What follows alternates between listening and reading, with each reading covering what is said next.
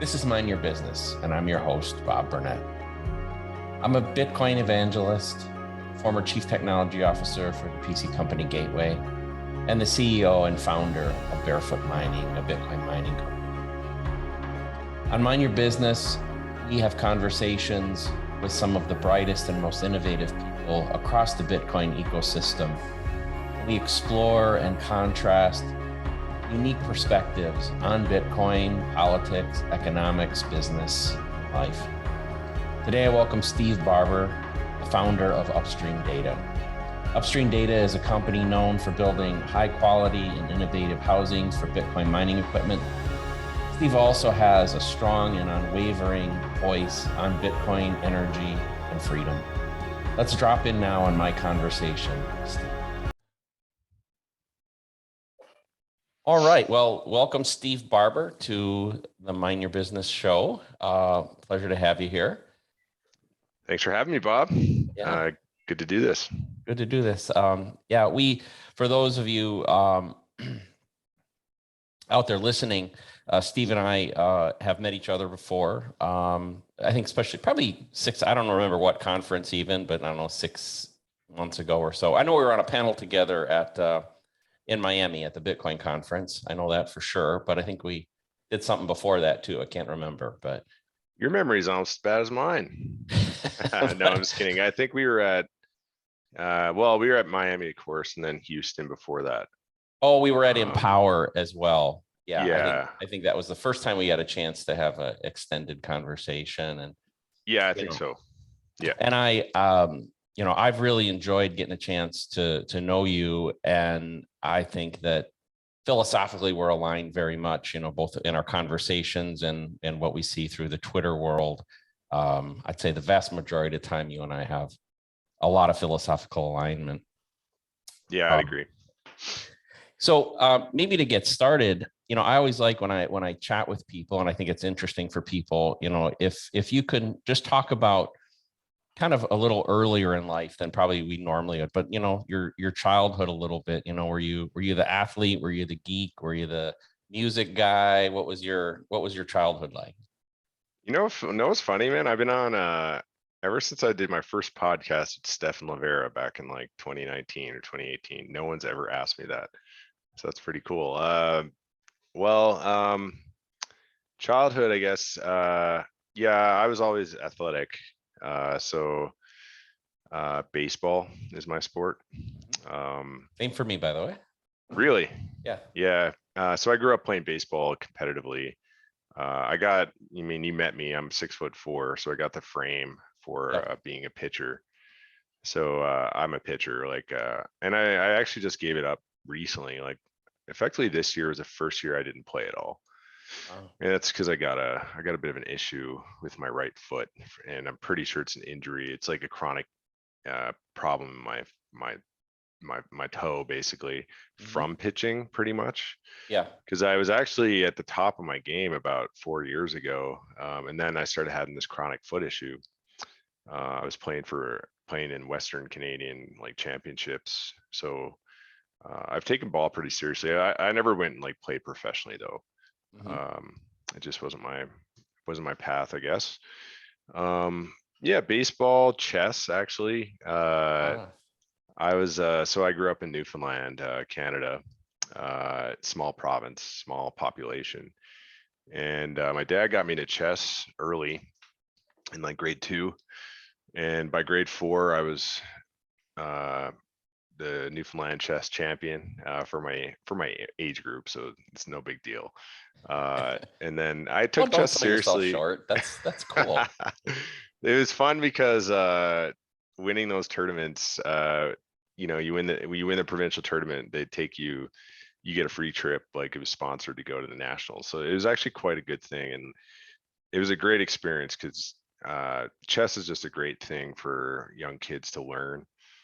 I think it's certainly a flawed game. I lost interest in the game just after high school. I was sick of people studying openings beating me, because I'm more of a winging it kind of guy. I don't like studying openings, book stuff. So it became harder to get better because people would just beat me in the opening, and I'd have to come back and try to beat them in the end game. So I was just not interested in studying it. But man, it's definitely a thing that kids should be. I think kids should take up. It really just teaches you a lot of good things in life, like consequences of your actions. Yes. Like planning ahead, like thinking what your next move, like what the variations might be. So it taught me a lot of that. And actually, I think I think that chess experience has done very well for business, because I'm always thinking is, trying to think steps ahead, trying to think like, okay, we're going to do this, we're going to invest in this path. Okay, what, like what are the consequences and the risk profiles and the expected value of that move, right? So yeah, chess, baseball, basketball, sports. I was like nerd math guy. So good at math, that kind of thing.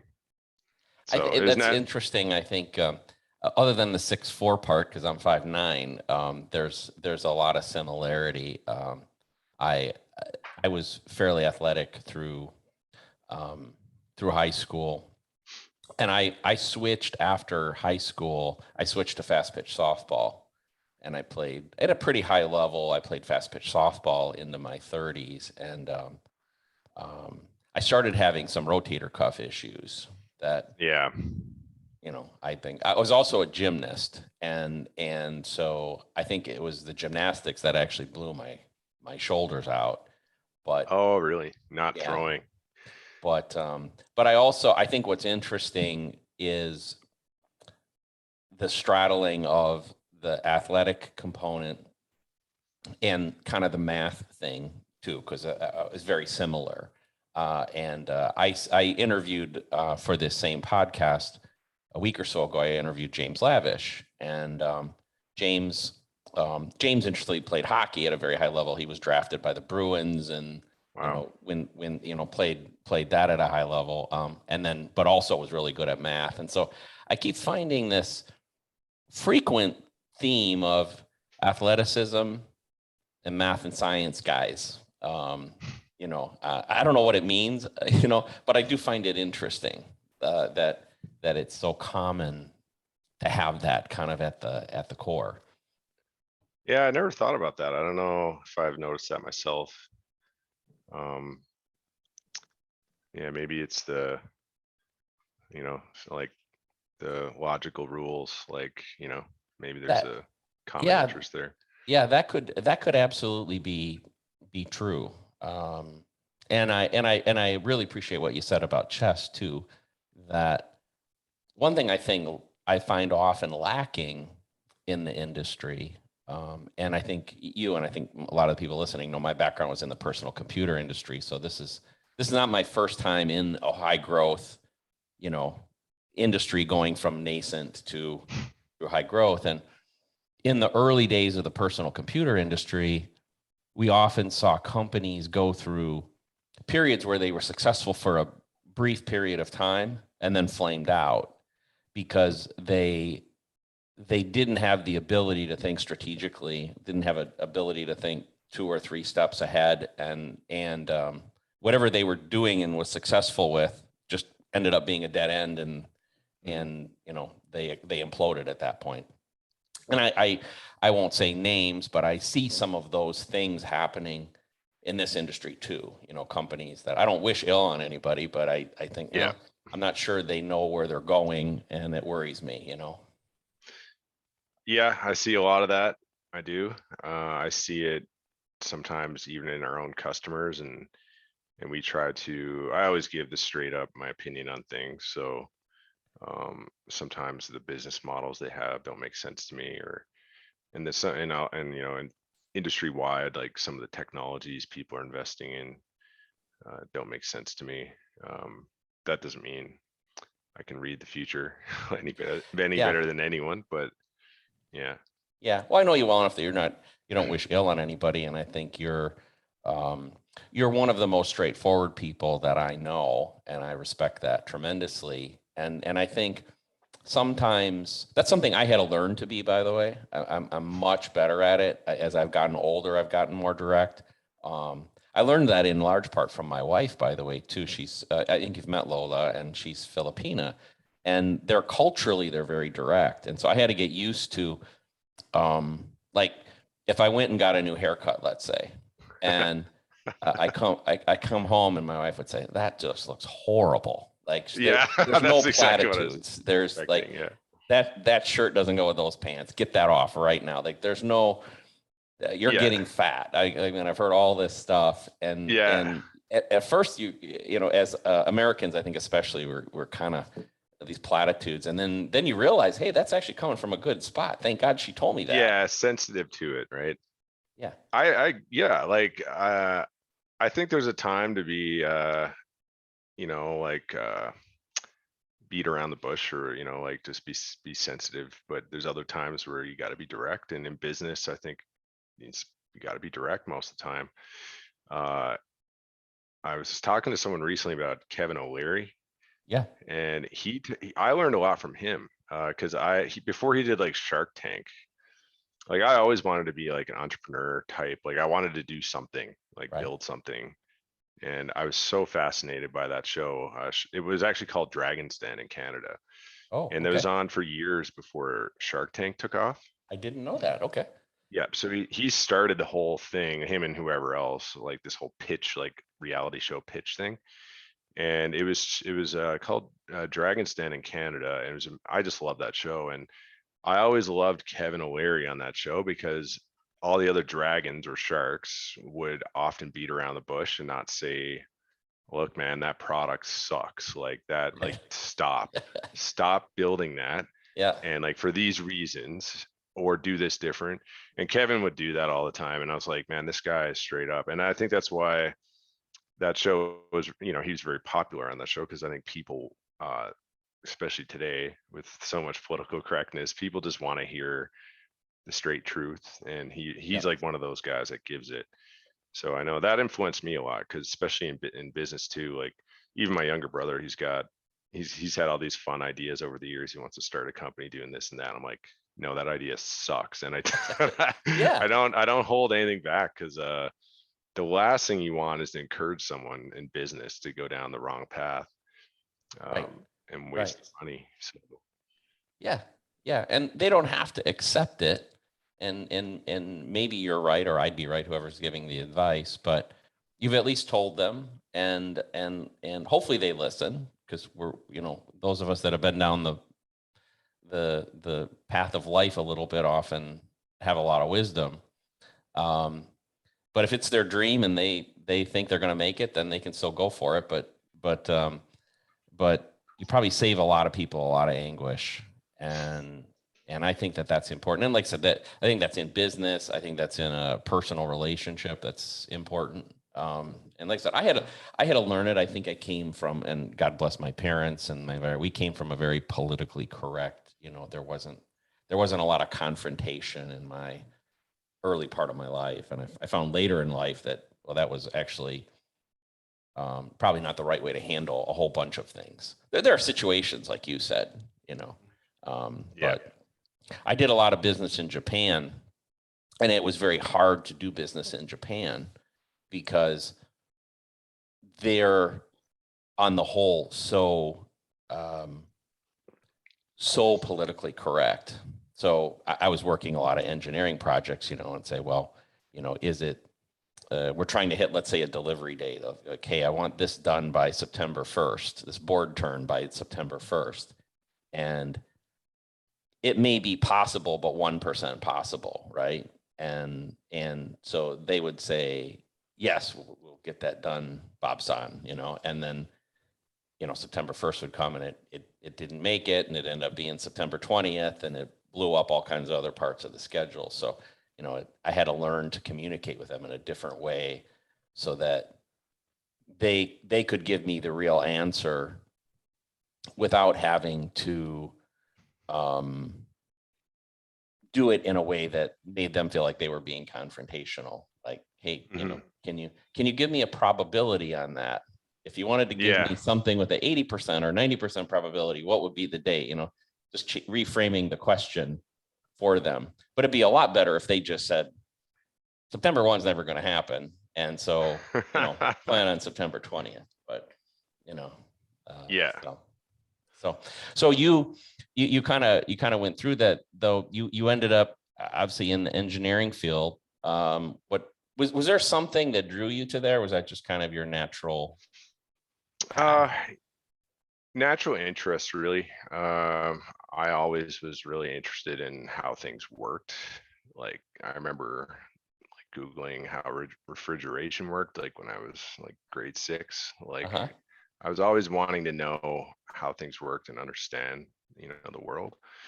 So engineering was a natural fit for me, and it wasn't really hard. And there was other things like, I lived close to the university I went to. It was cheap to go there. I could still live from home. They had a great engineering program. Like a lot of things were just sort of set up conveniently for me to do that. Yep. Originally, I was actually wanting to do an engineering degree. And my plan, I like when I was younger in high school, I thought I wanted to be a doctor actually. Mhm. So I was going to do the engineering degree because I thought that was, well, I like it. And then if I go become a doctor, or if maybe I fail and I can't get into med school, well, I have an engineering degree, right? So Yeah, like yeah. they'll be fine. So that was my logic. And as I was getting through engineering school, I realized I didn't want to be a doctor. I wanted to do engineering.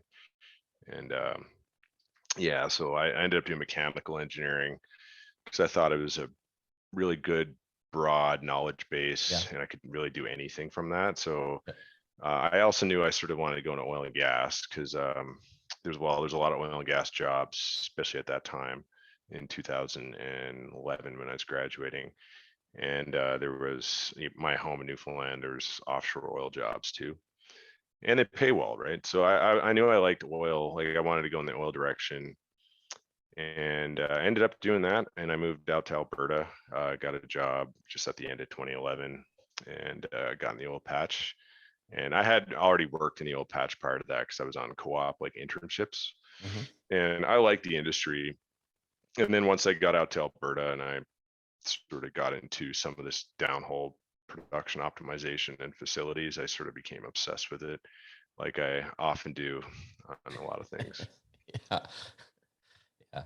And at what point did you say, I need to break free and be my own boss or go my own direction? Was there a moment, or was it kind of always the plan? Well, I always wanted to. It's not that I want to be my own boss per se. Like I'm quite happy working for somebody if I'm challenged, if they're challenging me with work. And I wasn't challenged at the company I was at, the oil company, and I tried to make my own challenges. So like I was actually, because I have an interest in, if it, like call it just generally like if making more things better, making things more efficient, like I got obsessed with downhole pumps and I got obsessed with making them better, making them last longer, making reducing costs to service them.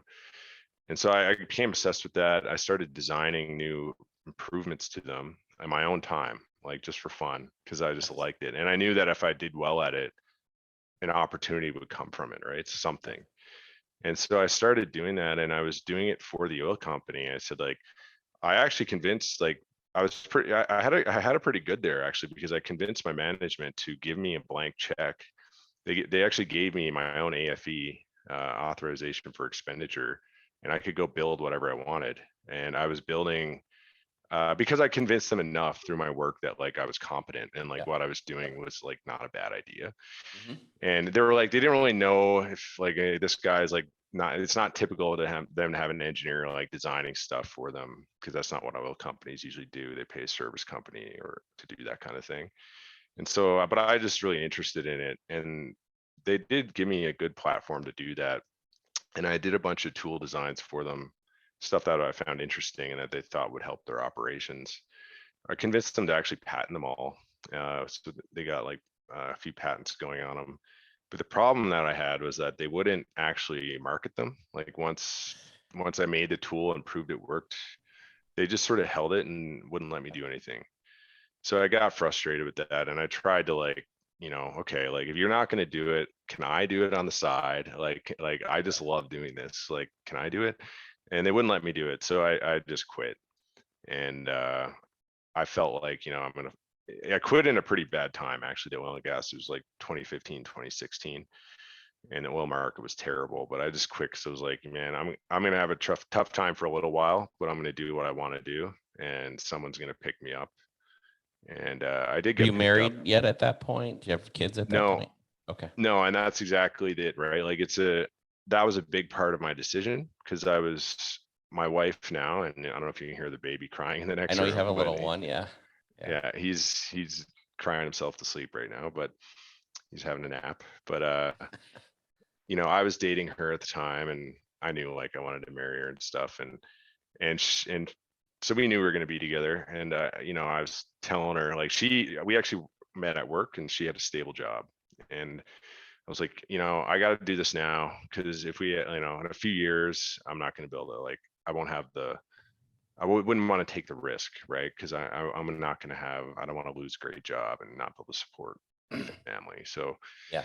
so I did, and she was very encouraging of it. She's very scared, like, is this a good idea? Like, and it's not like, because even Upstream, my company now, that's not what I quit for.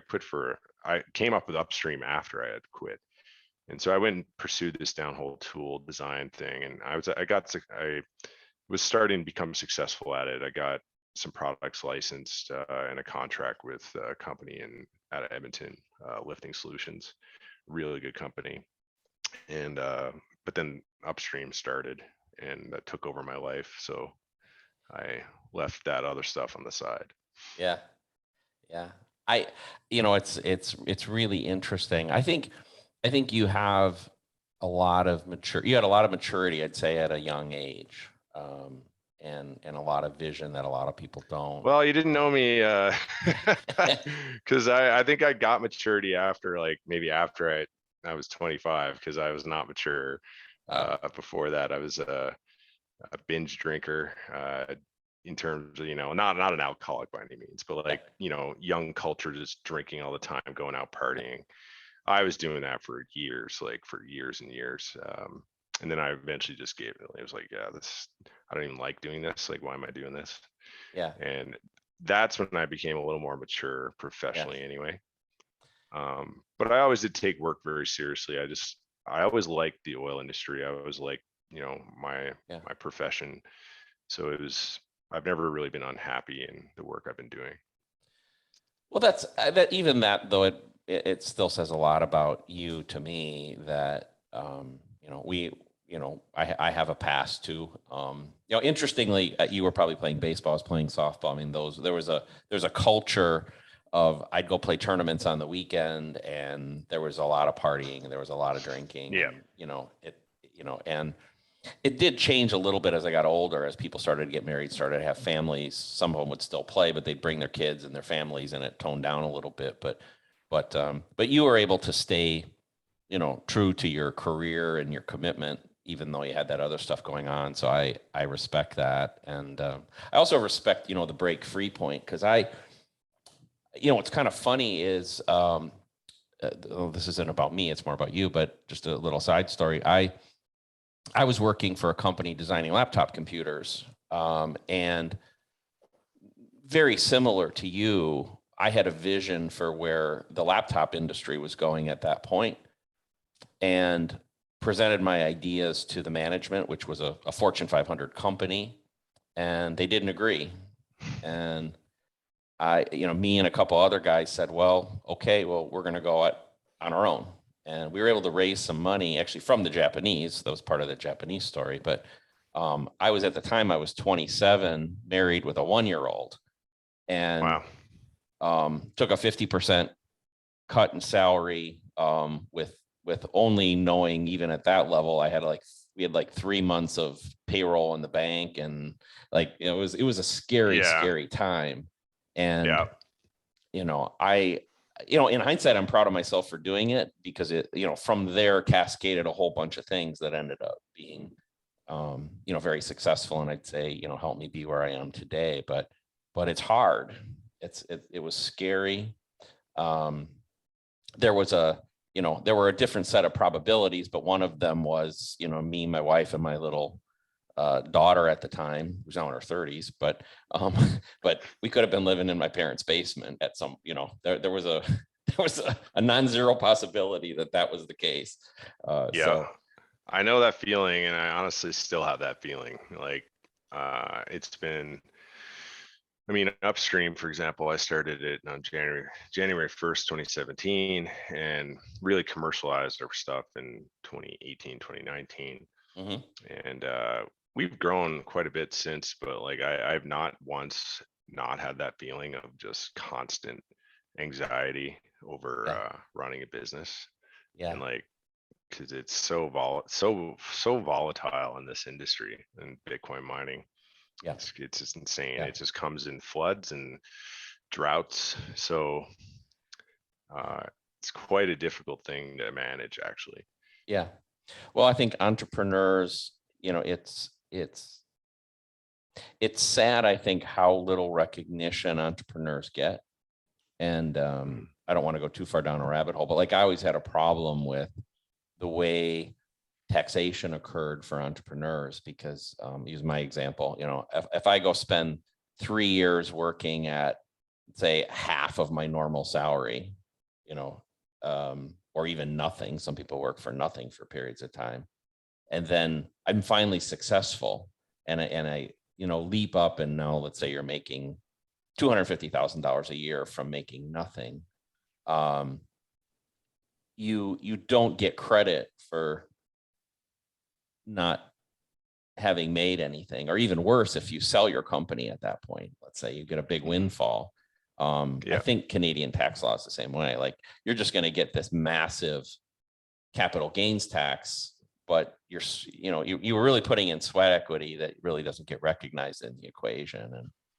And the whole time you're waking up at 3 a.m. worrying about whether or not you're going to make payroll, or whether or not this supplier that's got a bill due is going to, Oh man, you know, I still wake up with that feeling every other night. Like there's always something on the go. Like, yeah, like you're you're waiting on a shipment, and like someone's you're delayed and your customer's delayed, and oh my God, it's never ending. yep, yep, yep. So when did you find Bitcoin? When was that in this progression? Well, that was in 2016. I think like many people, I had heard about it before, but 2016 is when I like actually, searched up Bitcoin. What the hell is this thing? Mm-hmm. And it was just it was in that period where I'd quit my job and I was starting this new thing. And I had more downtime, so I had more time to just explore it. And so that was like summer 2016, if I recall. And found Bitcoin Talk, got on that forum.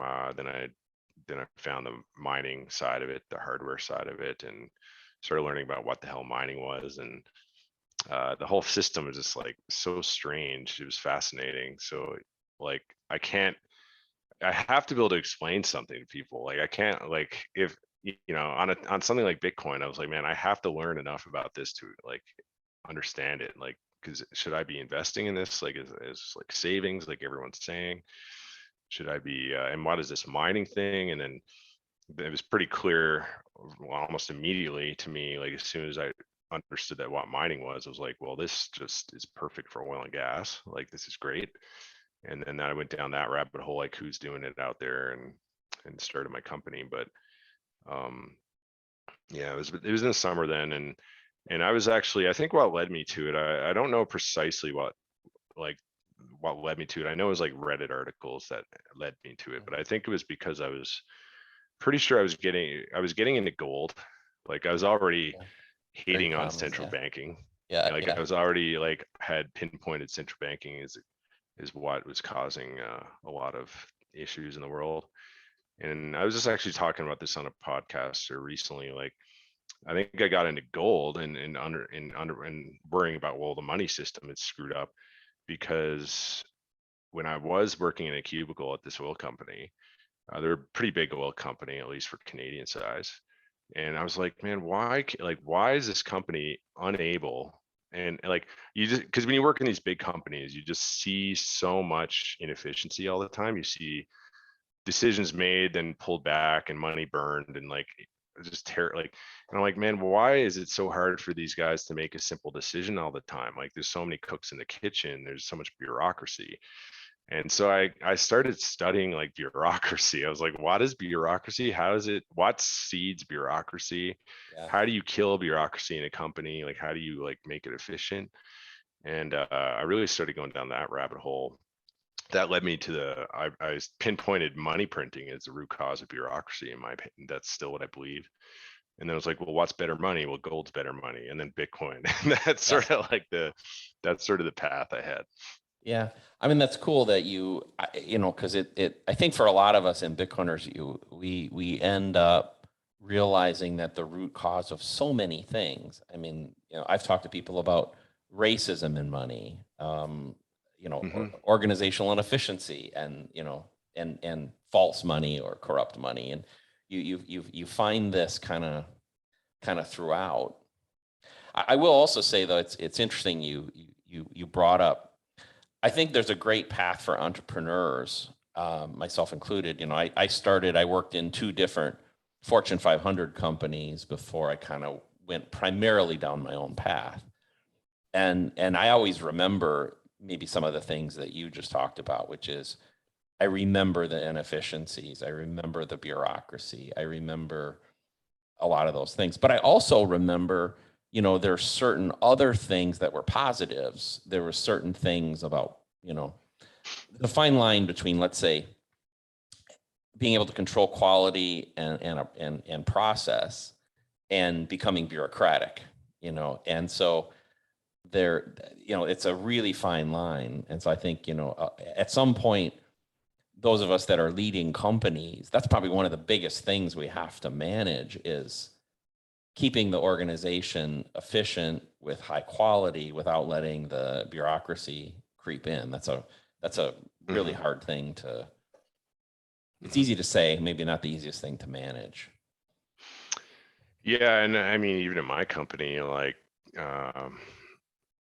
I can see bureaucracy like creeping in places like if I'm not actively stomping it out. So, Yeah. And I sort of have a theory that, like, for example, like what I mean by that is like in their safety, like we're a growing company. We never had a safety policy. So we're bringing that in formally, and we're bringing in like procedures and stuff like that. And when I've already noticed, like when I let that group run on its own without a little like me just like checking them, like, okay, like, that costs money, right? Like, let's, Right. consider not doing that. Yeah, it can sort of I think it can become its own beast and get out of hand.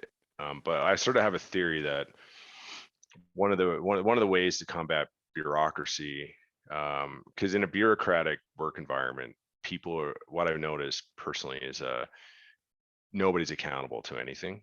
Like your boss is not accountable to the, like, if there's a fire, like not a literal fire, but like a figurative fire to put out, no one seems to be accountable to it.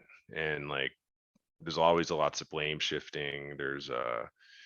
But in the end, like it's like it doesn't seem to rest on any one individual. It's like shared amongst individuals or whatever.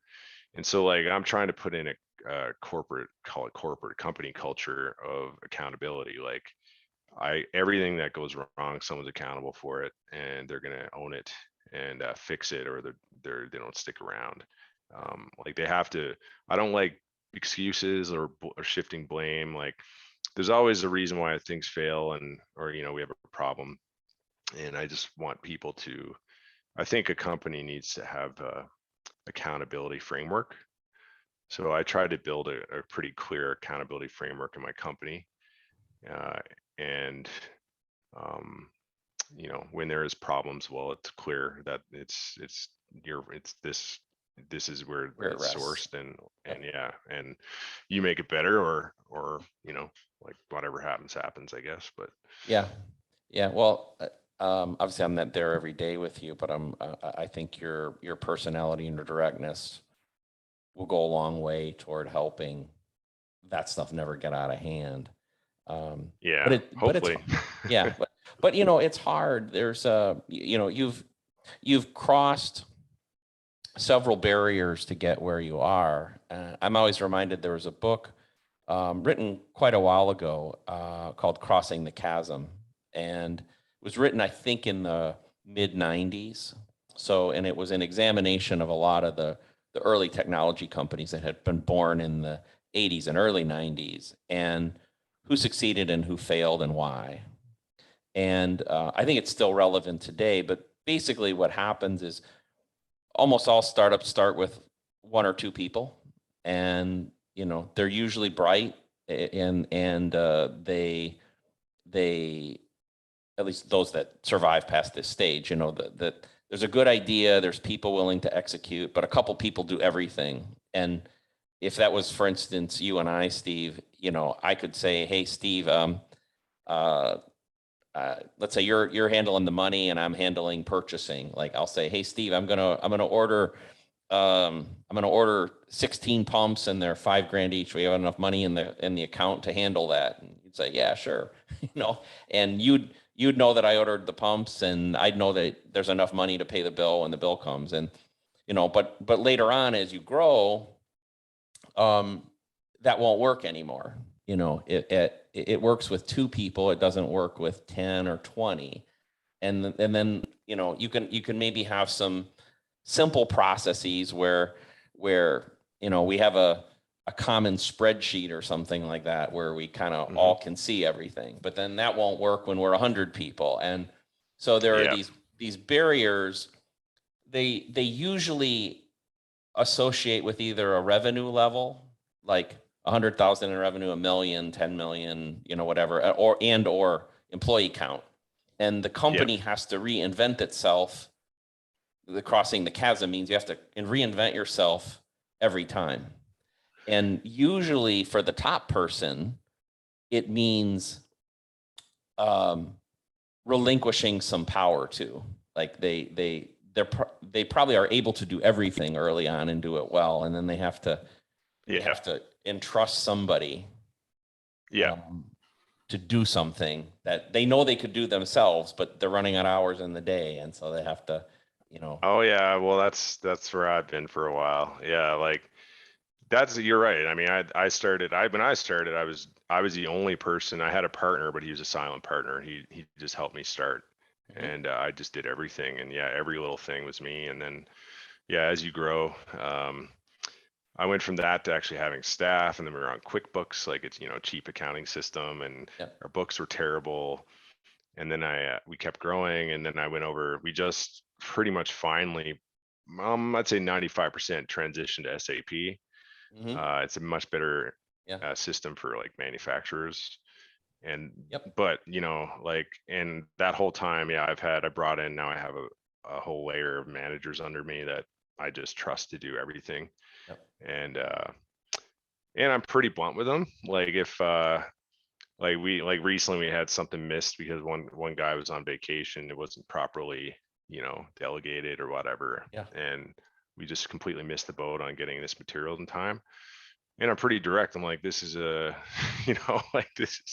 just straight up said to them, like, this is terrible, like, whatever, like, fix it. And but I personally have had in some ways trouble relinquishing some of that, because I care so much about the company. Like I'm worried if any balls get dropped, right? Like what it means and the cost that it causes. But I'm also conscious, like, you really got to trust your people. Like, and that's why, like, I put out like a company called internal document, like for company culture. And that was also where I put out the framework, the accountability framework. But I described, like, this is how I want our company culture to be. And one of the core tenets of that culture is trusting each other. So like, I trust you guys, and I want you to do, you might be manager of manufacturing. So like, I know you know your job better than I do anyway. So like, I try, I'm relying on you to do a damn good job. And the rest of it is just communication, and like trying to keep silos of communication within the company. I have a little bit of that going on, where like one group and another group need to talk more. And I'm like, I'm sort of putting them together. Like, Yeah. talk more, Yeah. please. Like, People sometimes will use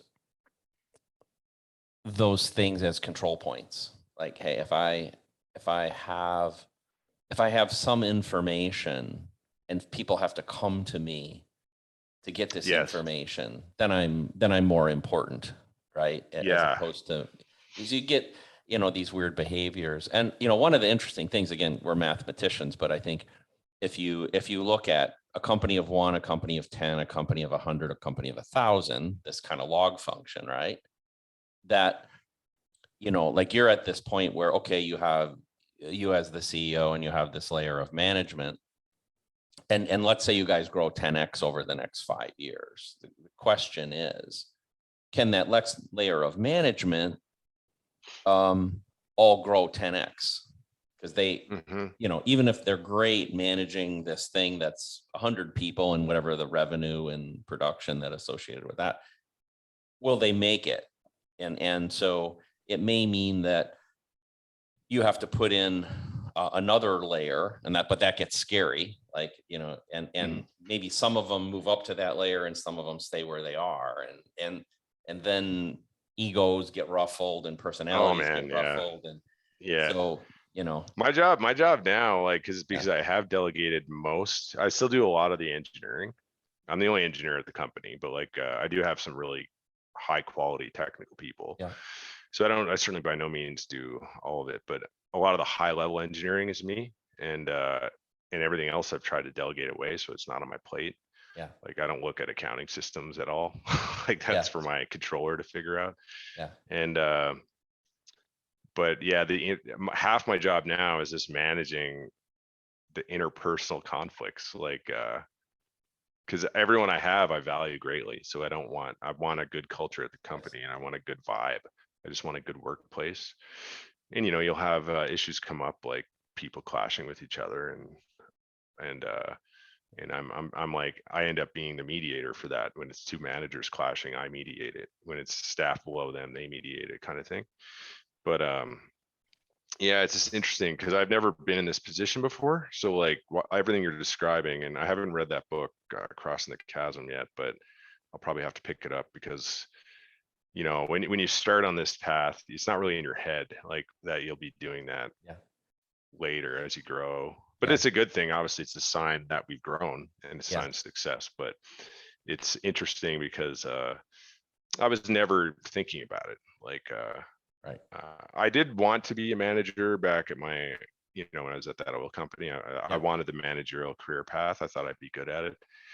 Um, but yeah, I still would prefer to spend my time just purely engineering all the time and not worrying about I that think a lot stuff. of us are that way, but that's why I think the relevance of this conversation is not to analyze upstream data and your management structure or anything, but I think a lot of people listening, they don't live in this world, they don't deal with a lot of these sort of things. And again, I go back to the early days of the personal computer industry. If you look at the personal computer industry from, let's say, 1990, and big companies doing hundreds of millions of dollars in revenue, 5 years later, 80% of them were gone.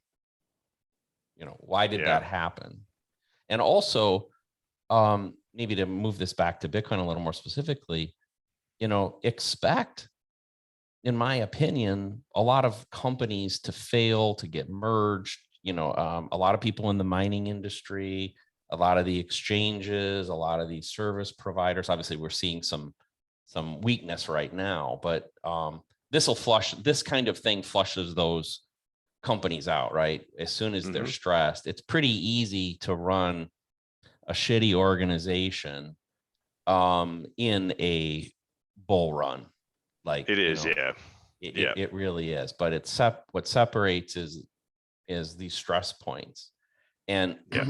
and so anyway, I mean, I don't wish ill on anybody, on any company in the space, but expect there's going to be a lot of change. That when we're looking at the year, let's say 2027, hmm the big miners are different, the big exchanges are different. There's already been so much change. Like if you look back, right? Like there's plenty of companies that have come and gone.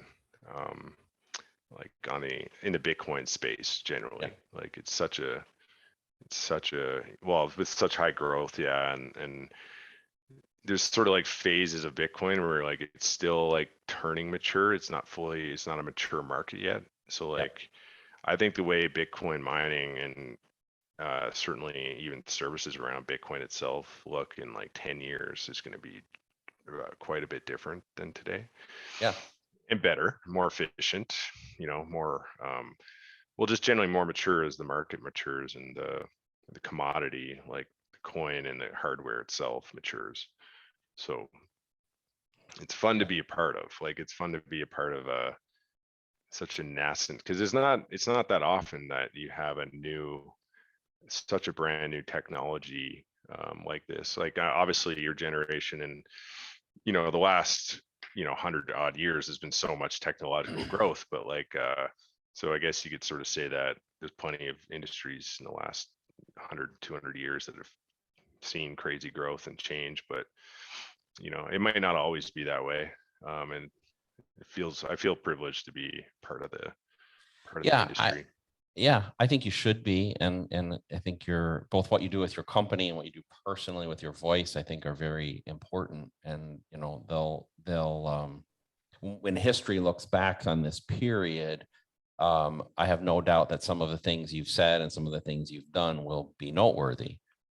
And that's a cool thing, and I'm fortunate at my age, I can look back at what I did in the personal computer industry and be proud of that. I did a tweet not too long ago. There's a series on Apple TV called For All Mankind, and it's about NASA and the astronauts, and it's kind of a play on history. Like, what if the Russians had gotten to the moon first, and then what course of action? So it's very interesting for those of us like Steve that we're kind of geeky and engineering. It's kind of cool. But I was watching a part of the series, and the setting was now in the mid 80s, and there was a new class of astronauts coming into NASA to get trained, and they had a shot of the training room, and in the training room, it was filled with a product called the Zenith Data System Super Sport, and that was my first product that I was part of the design team on in 1986. And they had a whole room of them. These are 36-year-old laptop computers, and they had a whole room of them in pristine condition. And I just saw this in the last week, and I of course, I stopped the thing and I took a picture of it, and I called my wife in the room and said, like, this is so cool. But that was the best. By That the way, is that really was cool. what I would consider to be the first true laptop computer. And we sold about 250,000 of them, I think, that year for like $3,500 each. So it was a big, big deal. And so I think when we look back in time, we don't know what it'll be. It might be one of your black boxes. It may be one of your hash huts, something like that. I have no doubt there'll be a TV series made in the year 2050. And there's going to be you're going to be watching with your grandkids, and you're going to go, oh my God, look at that. That's a black box. Something like that's going to happen to you. Because I think that'd be cool. Yeah, it will be. And I have no doubt that that'll happen. Since we were talking about some of these. Go ahead. Well, I'm personally motivated by, like, on the topic of, companies coming and going and building, maybe some of them build on the wrong foundation. Like they don't build on the right business model. They don't build on the right product or whatever. Very, as much as I want to make money, like anyone, I'm very motivated by money. My dad actually taught me baseball by giving me $1 for every 10 catches I could get in a row without dropping the ball. So he and my dad, I don't know if it's natural or my dad instilled it in me, but I have a desire to make money just like anyone, and to do well. But I am really interested in you mentioned like the stuff because we talk about, we have a lot of the same interests online, like Bitcoin security and mining and related stuff. And I'm very keen to not, I don't want to build any arguments on what I just call unsound foundations. Like I call them weak memes. Like I don't want to, I try not to propagate weak memes. Like, so if I could give you a bunch of examples, but like, you know, I just don't want to be associated with things that I don't feel like are very accurate, even if it's popular. Like, so like stock flow model or something like that. I don't like that. So I don't want to build on top of something that doesn't, at least in my head, make any sense. And so in business, the same thing. Like I've seen so many different business models in the mining industry, and in this niche that I'm in, like say that I'm focused in, like the oil and gas side of the mining industry. Yeah. And I've refused to change my model to any of those ones that might get a little popular, like, you know, in the short term. I've just had a strict sales and service model with a little bit of self mining just to get people into it. But I think that my model is the model that's going to exist in 20 years from now. Like it's going to be a normal oil and gas service model. So yeah, I mean, and it would be nice to look back in 20 years and I hope I'm not looking back like on the side. I hope I'm still doing my business in 20 Yeah. years because I love this business, or maybe Yeah. at least transform it into something that I still love. Yeah. But Well, you will be. I'm 58, and I think I know you well enough to say that I'm pretty confident when you're 58, or probably when you're 68, you'll still be doing something. And yeah, I often say I do some speaking kind of outside of the Bitcoin world, and sometimes it's about financial independence. But one of the things I will say is never retire, and that I had some financial good fortune earlier in my career because I had a company that Gateway that I joined pre-IPO. They bought my company. I got a bunch of stock. They IPO'd. I did well. And I tried to retire at age 35, and it lasted 60 days. yeah, And I started a yeah. beer company actually then. What I learned from that was that, like I love to golf, I love to do different things, but I don't love it that much. What I love is making things and being mentally challenged. And I think we all have to perform a service. And what I'll often say is, and I don't mean this necessarily in a religious sense, I don't want to go down that path, but just say, like, I think you have to serve mankind. Like you have to get up Yeah. and do something to make the world better. And if you want to be motivated religiously, great. But I'm sure there's somebody that you love in this world that's younger than you, and you want to have a better place in the world for them. So, and I have grandkids now, so that makes it easy, to say, hey, they're my grandkids. Like I have a granddaughter who was born this year and two grandsons who were born last year. They're probably going to be alive past the year 2100. So I got to think about that future. Like, and then they're going to have kids, and those kids might make it toward almost 2200. Like if you just do the math, and or the grandkids of my grandkids will definitely be in 2200. So like, hey, they're going to see the last Bitcoin get mined. Like, and we're still gonna be on all this digital media where they're gonna go back and look at their great granddads. yeah. And here we are just shooting the shit. Yeah, It's a this will cool be world. out It is there. going to be a So cool future. yeah.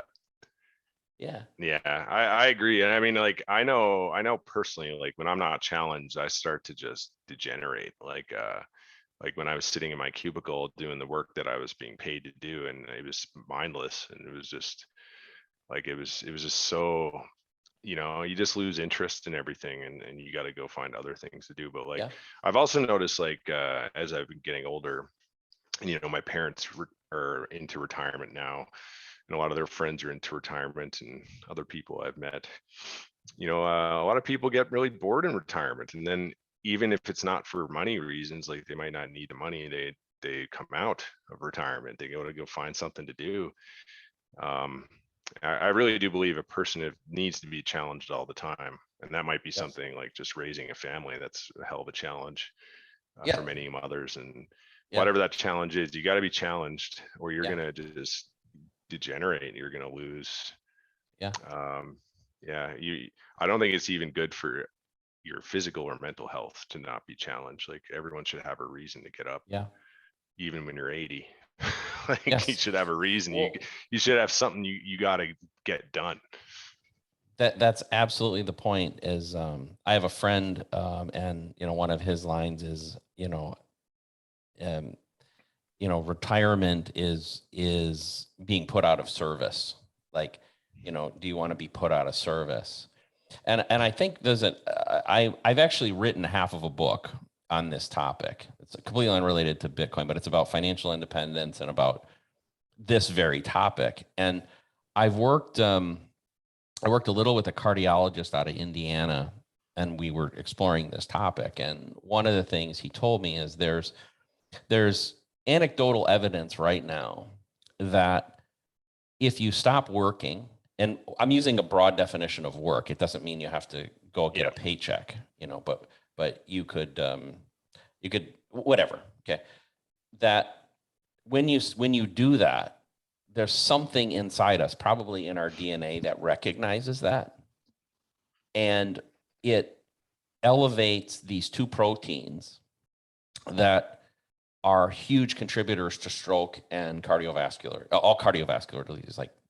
And so if you think about it from an evolutionary standpoint, it makes sense. Like, hey, if I'm at a point where I'm no longer working, I'm no longer providing a service, then take me out, right? I'm just consuming energy. And then you look and you say, well, why do women live longer than men? Well, because women remain in service, because all you have to do, my wife's a grandma, all you have to do is look at a grandma in action. Grandmas never stop. They truly always are, in service, taking care of somebody, right? So I think women live longer than men because they stay in service longer than men, is the moral of the story. That makes a lot of sense. Yeah. So, but I think we can fight that a little bit by staying in service, right? And so, you got to be in service to something, and hobbies or whatever. You got to have a purpose, I think. So yeah. Well, hey, let me wind back, because let's talk a little bit, Bitcoin and the Bitcoin marketplace. I mentioned something that you and I have had a little bit of conversation, I think, in the past. So I've been part of taking a company public before, and I've also been public currently. I think even when I sat on the panel with you, one of the things I said is I won't take my company public, my current company public. And I've had a few people inquire, a few of the hedge fundy sort of Wall Street firm sort of people say, hey, you should think about this. No, I'm not going to think about it. And so I don't want to say too much, but maybe you could give your comments on that. Would you ever see that in Upstream Data's future? And I completely respect if you would see that. And also, what's your view of some of the more prominent public companies? You don't have to be specific about them, but if you don't want, but just kind of that mentality, is it consistent with what we're trying to achieve in the Bitcoin world? Yeah, I have views on it generally. I would say that no, I will never take a company that I care about as much as like Upstream public. Oh, that's well said. I get that. Well, I know I will not take Upstream public unless my intention is just to be done with it, like sell it out, and that might be the best path, go that route. Maybe that's the way I make the most money. I think that's fair, and I guess I could see that personally as well, but not while I'm running it. I put it that way. Yeah, Upstream would go public if I'm out of the picture. I would put it in that direction if that was the plan for me to go. That's my exit, and I'm gonna let someone else take it over and whatever. But I think I always contrast things, as you know, it's either Bitcoin or it's fiat. It's and it is certainly, I don't mean that in the sense like it's black or white. It's like, okay, this action is a little on the Bitcoin side. It's more, based. It's more like real and truthful. Fiat is the opposite. It's lies. It's fake. It's scams. So I look at the public thing. Obviously, there's a lot of financial incentives maybe to go public. Cost of capital, ability to raise money, to expand your business and all that. And I'm certainly by no means an expert. I've never taken a company public. I have had a few Wall Street types approach me with Upstream, and one in particular gave me quite a good valuation, actually. And because I entertained it, because I was considering raising money at the time. I never did, but I entertained the conversation, and they actually gave me a really good valuation. But the thing was, they said, well, we want control of the company, like basically 51%. That was the deal breaker for them. And the intent was to go public and have a basket of companies like that they had on the side, like merge it all together. Yep. And I was like, yeah, that's the deal breaker for me. It's like, I'm not giving up control of the company, like not at this point in time. Yes. I have no problem giving up control later, but not at this point in time, not to those people with those plans. I feel like I don't know how I can articulate this, but because maybe I don't have it well thought out yet in my head, but I feel like the public markets and this whole industry, like the entire financial industry, the financial services industry, is very much leveraged up and propped up by the monetary system itself, like fiat money printing. Yes. And I believe that industry massively shrinks, and the stock market, the benefit of the stock market, which is more or less probably the best place for the public to save money, like to actually, hold their wealth over time and beat inflation, or try to beat inflation. Yeah. I think a lot of that goes away when the money is no longer a hyperinflating money. Absolutely.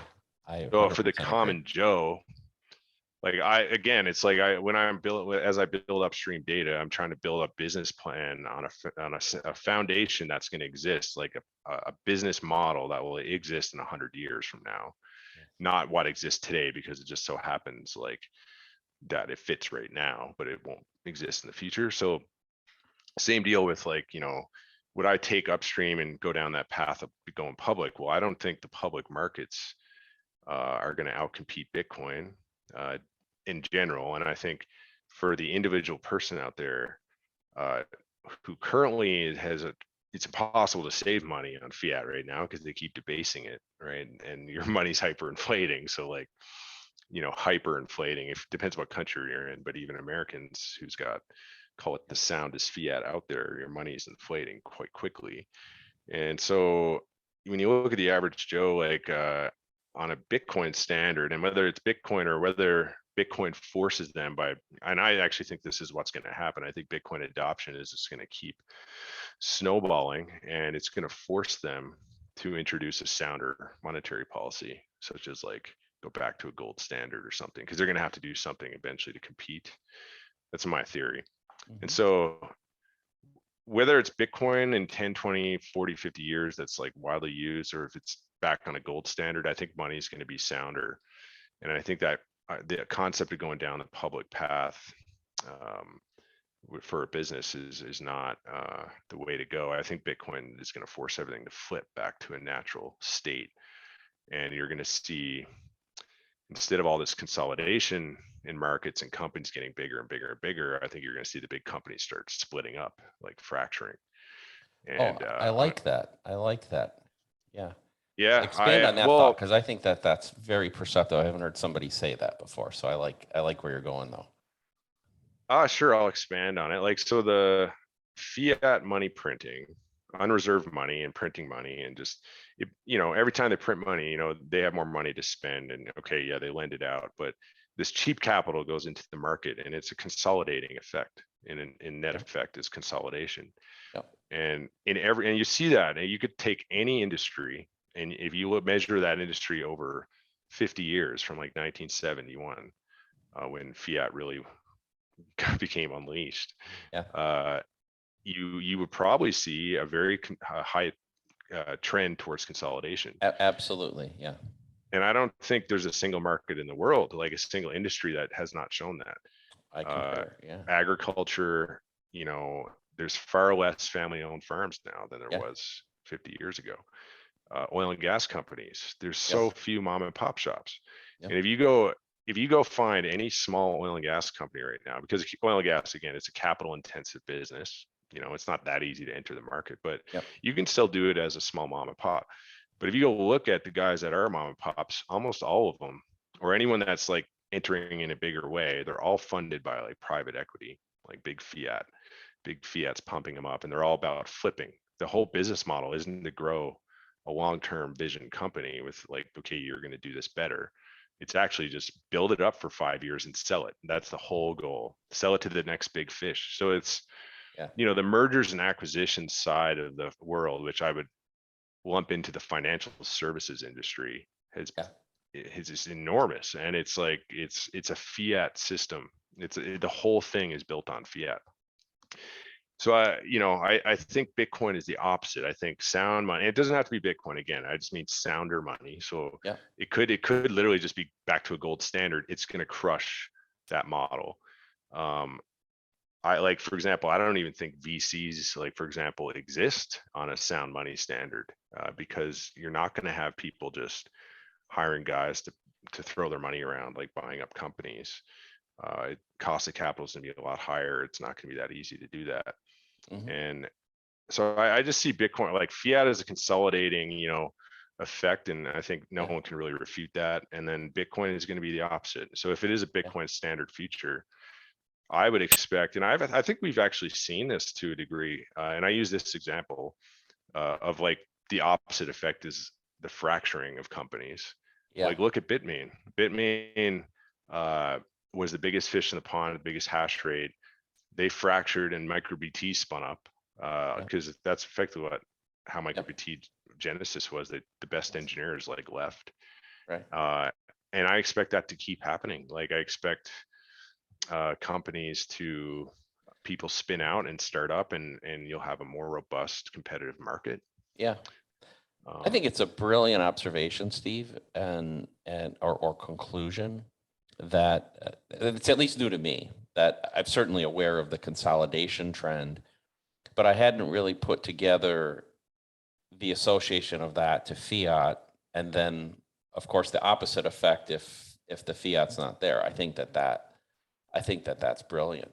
Well, I also like okay, so I believe small businesses were crushed, not for a lot of the reasons often cited, like, Walmart came to town and it wiped out all the retail, or Amazon came to town and the distribution models wiping out all big box centers and stuff. There is truth to that. Like, big businesses have better supply chains, and yes, they can wipe out local markets. But I do believe it's actually rooted in fiat money printing and the cheap capital that lets people buy everyone up. Because the model on fiat is basically, and I can give you a ton of examples, but I don't, maybe not name names, but like, and for, like, say I look at my company, okay, so I think we've done a great job. Like, we've built some new innovative products. I've seen people straight up blatantly copy us, or like, try to go in the same direction as us. The thing is, like, people have offered to buy my company and I refused, and those people will then go fund a competitor, and that's fine. A competitor can then, and these guys have so much cheap money, like they can just run these competitors at a loss and run me out of business. So I actually have to actively plan against that attack. And that's what they do. That's what is happening in the market. Like, you could be, because it's pretty common for, say, if you're like a mechanic running a small automotive shop in a small town, and then Mr. Lube, like a Canadian, mechanic shop, comes in, like big franchise, they will undercut you until you're out of the market, and then they'll raise their prices. And that's all enabled by fiat. So I personally believe that Bitcoin will force sounder money upon the world, but and it might be a mix of Bitcoin plus, like, gold, whatever. And that's going to reinvigorate small businesses. I just feel like it's going to be the opposite. It's going to be a proliferation and a golden age of small business is going to happen. Yeah, I think that's great. And I want to come back to public just a second, but I will say that, the thing that you've faced is common in almost every technology sector. I saw it in all the different technology areas that I was in. But what usually happened was the ones that made it, though, were the ones that could follow that progression of the organization we talked about. One thing. The second thing is innovation. So, what I see for you and what you guys have going at Upstream is you recognize and have matured your organizational structures, but you're also innovating. And I think black box is a great thing, because if somebody went to try to copy the Upstream data of, let's say, 18 months ago, well, you guys pivoted, right? And I know enough of you that I'm sure you'll continue to pivot. You'll continue to innovate, and you can't buy that. Some people have that capability, some don't. The truth of the matter is, a small number of people in the world have the right brain set to do that. When we look at all the creative products around the world, the ones that really make a difference, it's a pretty small group of those products coming from a pretty small group of people.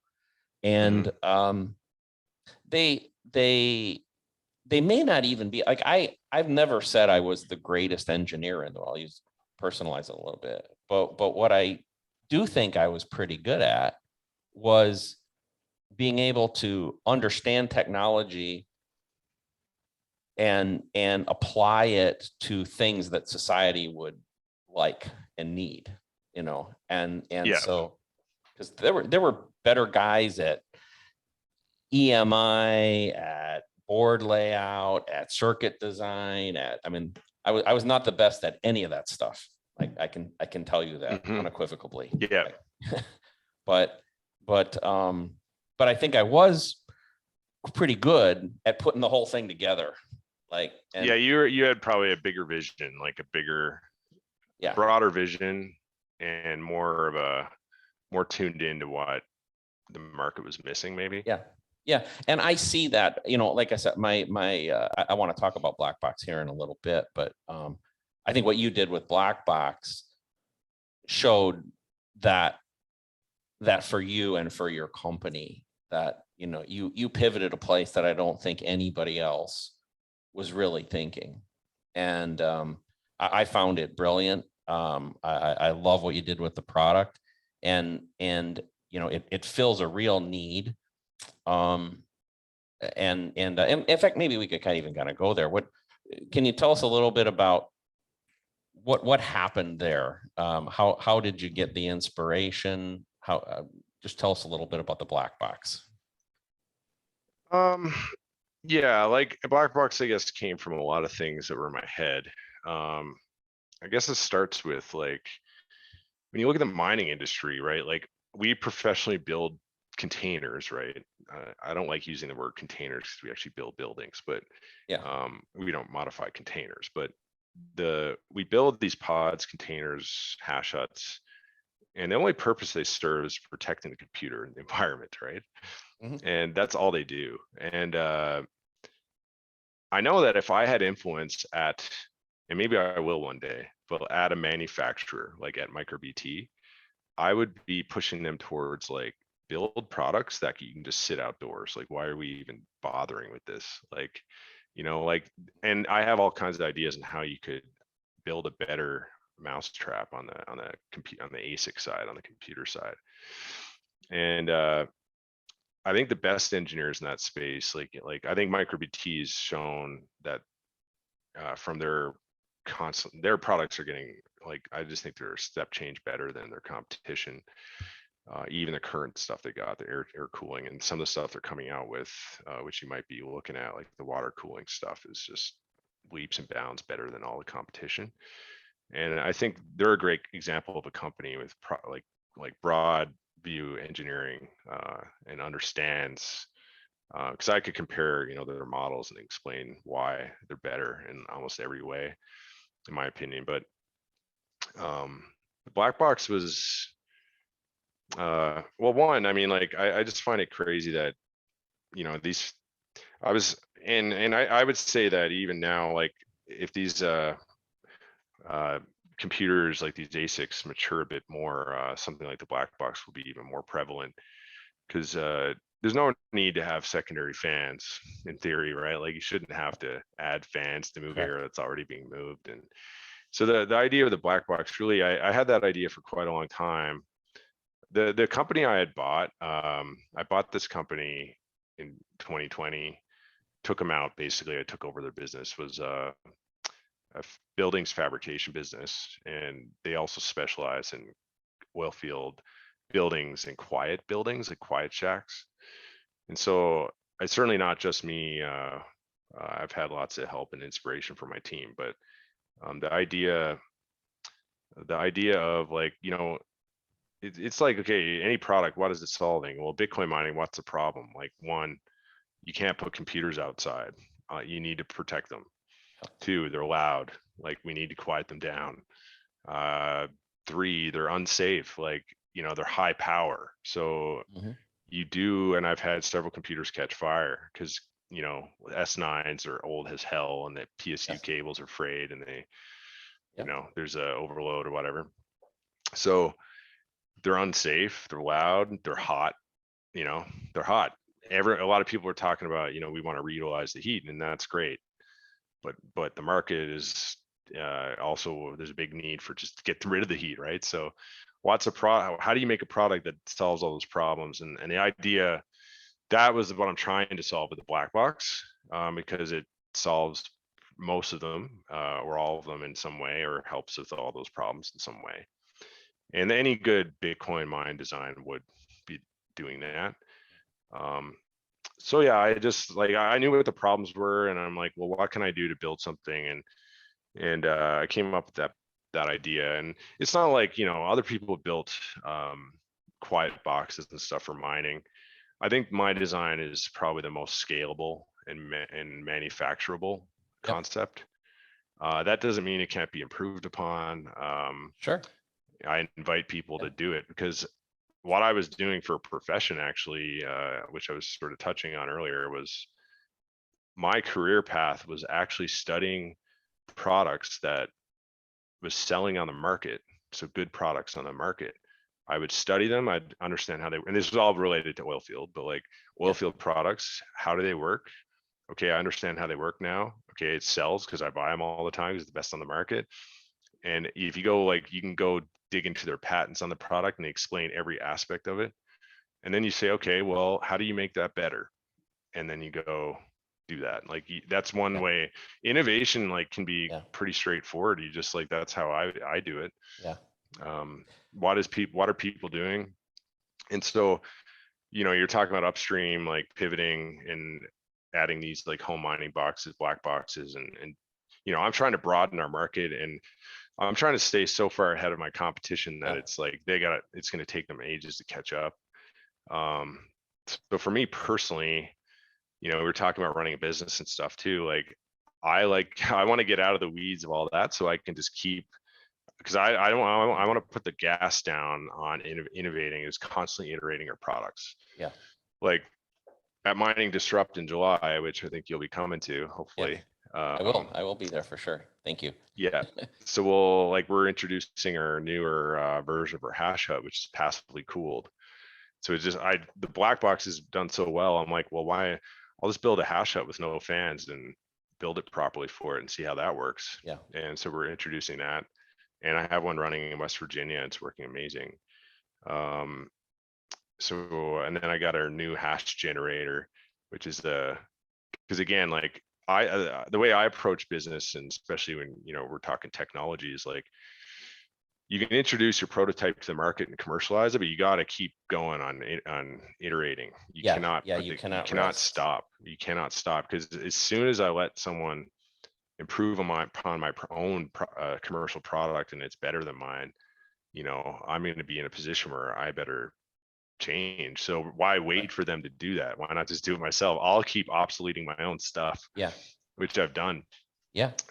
And it's costly because it eats into profits, because you're always putting time in fixing stuff and R&Ding, but I'm trying to build off a better foundation. I mean, it's your path. And that's the world I lived in the computer world. We had to innovate. We always had 2 or 3 generations of computers in the pipeline. We had a lot of resources. So, when I was the chief technology officer there, I could have 6 or 7 laptop design teams, and each one about to finish a product, one kind of mid-range, and one just starting a project. And, a couple of them would blow up before it was over. But, we always knew that we would be refreshing. I do want to say one other thing about the black box, though, which is, I think it relates to mining. And one of the reasons I really respect what you did was that what I see from, I would say loosely, your competition, the other people trying to provide, solutions for housing mining equipment, is that so many people are focused on the big containers. I'll use the converted container area. And I think, hoping to sell a boatload of probably literally a boatload of containers to some 100 megawatt, 500 megawatt installation. And they're chasing those big orders. And, I call those the elephants. I think you've heard me talk about elephants and horses and rabbits. And what I saw you do is, when everybody else was trying to push toward the elephants, you went toward the rabbits and maybe the small horses. And which, by the way, I think is the most underserved, but in the long term, the single most important part of the Bitcoin ecosystem. So not only were you making a great move for your company, but I think you're making a great move in the direction that I think is most important for the ecosystem to support. So, so I think that's you, and your biggest fans, come from that community, because I follow you on Twitter, and I certainly connected in the industry, and people really like you. The Bitcoin community, I think, is very supportive of you, and I think hopefully of people like me too, because I think we're genuine. Like we are Bitcoiners, and there's a lot of fiat businessmen providing services in the Bitcoin community. I don't want to point out anybody. Yeah, there are, but I'd say a lot.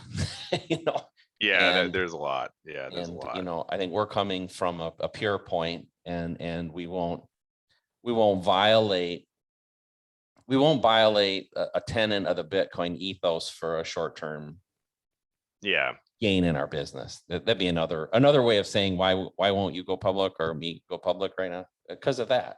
And I'll just say, we won't have time here, but the other thing about the public companies, and having done it myself, is it, beyond all the things you talked about, it changes the culture of the company. It has to.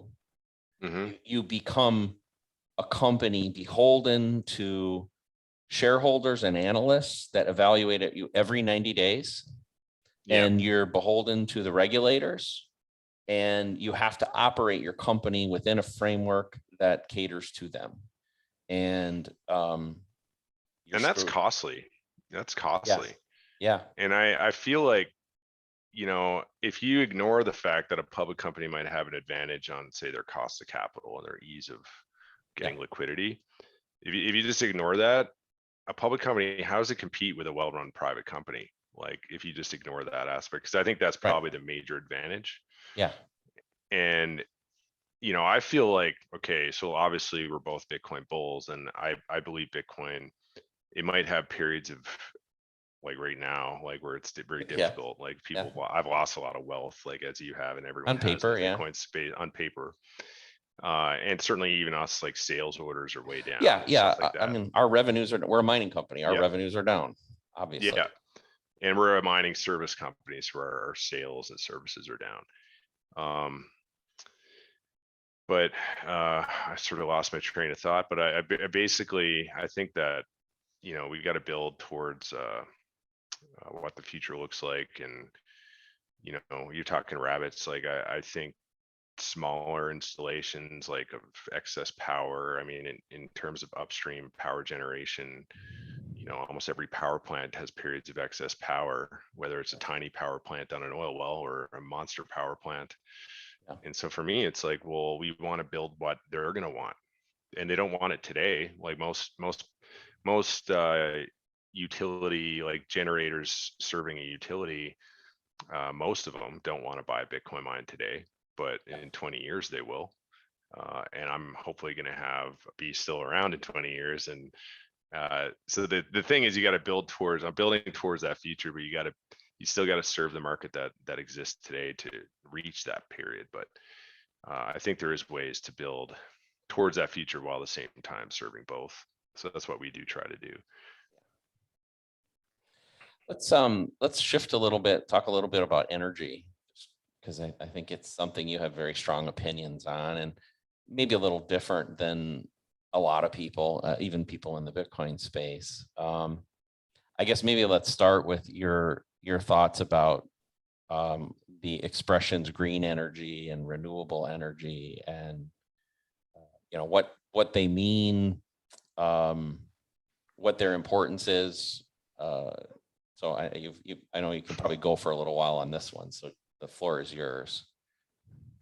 Yeah, well, you know how to. It's easy to trigger me. To this topic, but I think we have a problem. We've always had problems in society, of course, like relating to energy discussion. But I mean, we've gotten to the point of almost insanity. What's going on out there? I mean, like we're like politicians are way too involved with building our energy systems, our grids, Mm-hmm. and how we're, you know, how we're serving our own people. And they got caught up. They're very caught up in this concept of sustainability, which is a very subjective concept. Green, this concept of green, again, very subjective, and it's all based on, or at least it might have had a different meaning before, but it's certainly transformed to the point where it's all based on this concept of carbon. And so it's all rooted in this carbon scheme, where carbon is bad, which I mean, I'm not even one that argues. Like I've never since it was like on the radar as a topic of conversation have I argued that humanity is not changing the climate. I mean, I feel like it's sort of clear that we have an impact on the climate, and maybe the Earth is warming at the rates being advertised, like by these people, by these organizations that, given the benefit of the doubt, that they're concerned about it, and so maybe that is entirely human caused. And of course, there's people that argue against that, but I don't even think it matters. Like, acknowledge that we have some effect on our environment and the climate, and so the question is, well, what are the solutions? And I would say that none of the solutions being proposed are solutions at all. I think they're actually a massive step back. Like, for example, like electric vehicles, wind turbines, solar panels. Like, they're the three probably biggest, you know, uh, the tech that's getting the most capital injection from the green energy movement. Certainly. And I would actually think, And subsidies and all kinds of things like that too, which subsidized, and I think the future will look back and say that was a horrible mistake. Because I'm hoping that in the future we're back to rational discourse and we can actually have an honest conversation on television. and it's not all censored.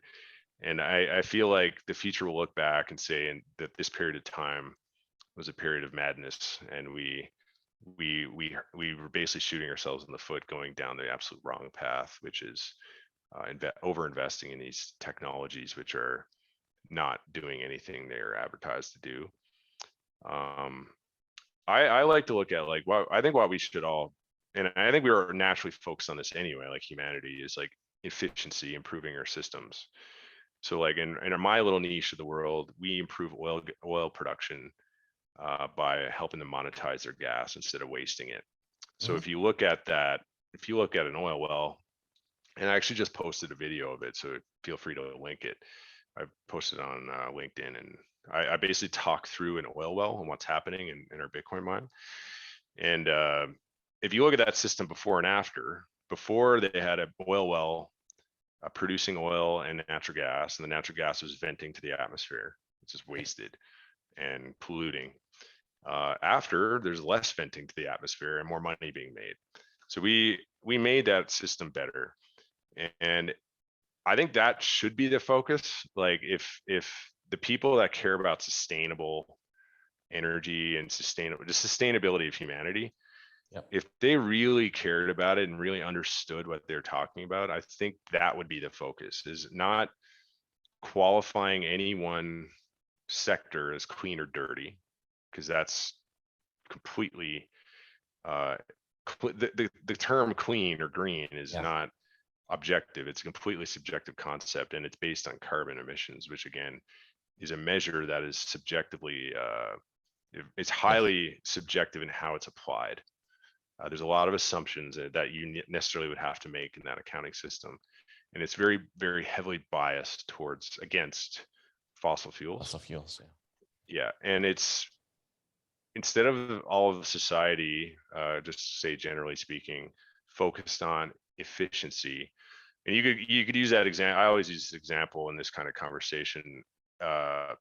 They would say like the Native Americans or native populations, when they slaughter an animal, well, yeah, they eat the meat, but they also use every other thing. Like they'll use the bones for their weapons and the fur for their clothing and whatever. They use the whole thing. Whereas, I remember growing up in school, and they'd teach you how efficient they were in the utilization of the resources versus the modern man shooting the animal and scrapping half the bounty, right? Half the goods.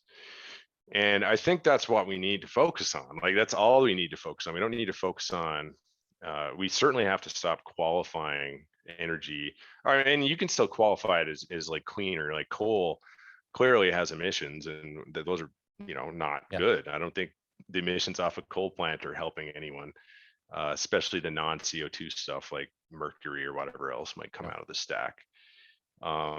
There's no doubt there's bad things about it, but there's so many good things about a coal-fired power plant, and that's just being completely ignored in the conversation, and so by the politicians and the people making policy, right? Yeah, I think the ESG mandates have become basically a proxy for carbon emissions, and that's the only thing that people seem to look at. And I've spent a lot of my life I've been over a lot of the world. I've spent a lot of time in the third world. And I feel that, we'll use coal as an example.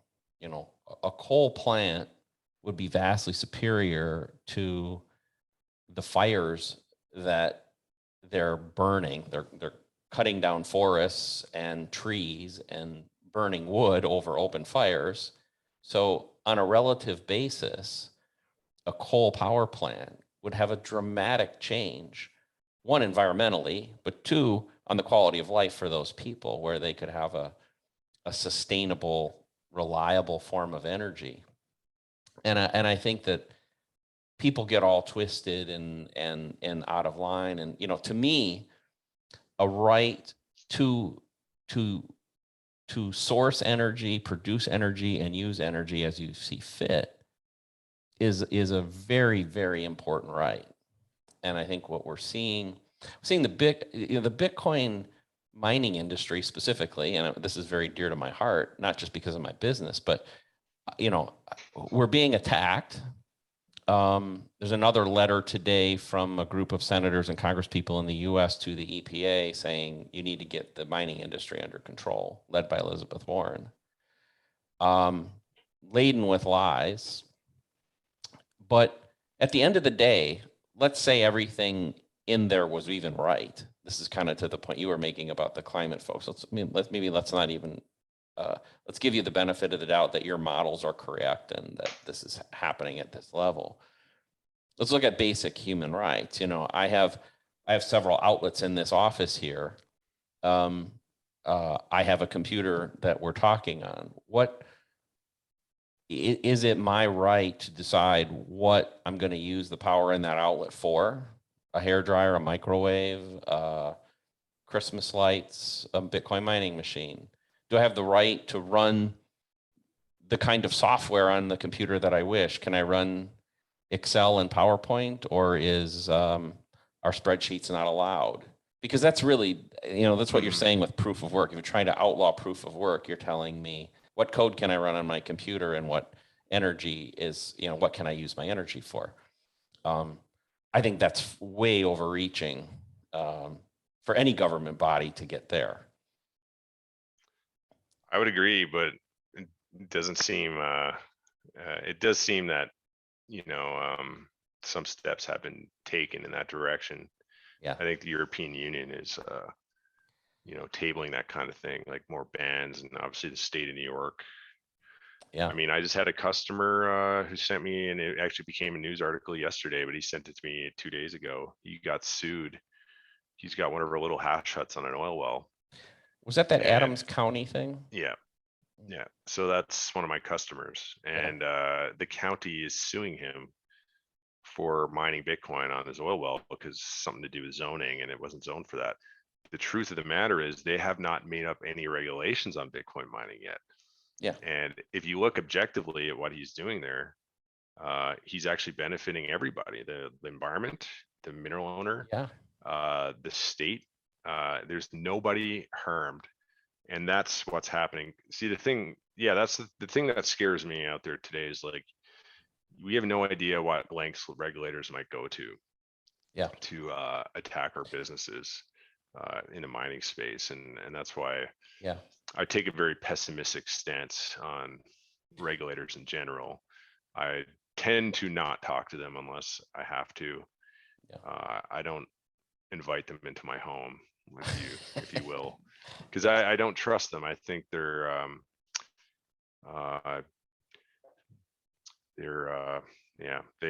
don't have the proper incentives to put it in proper regulation.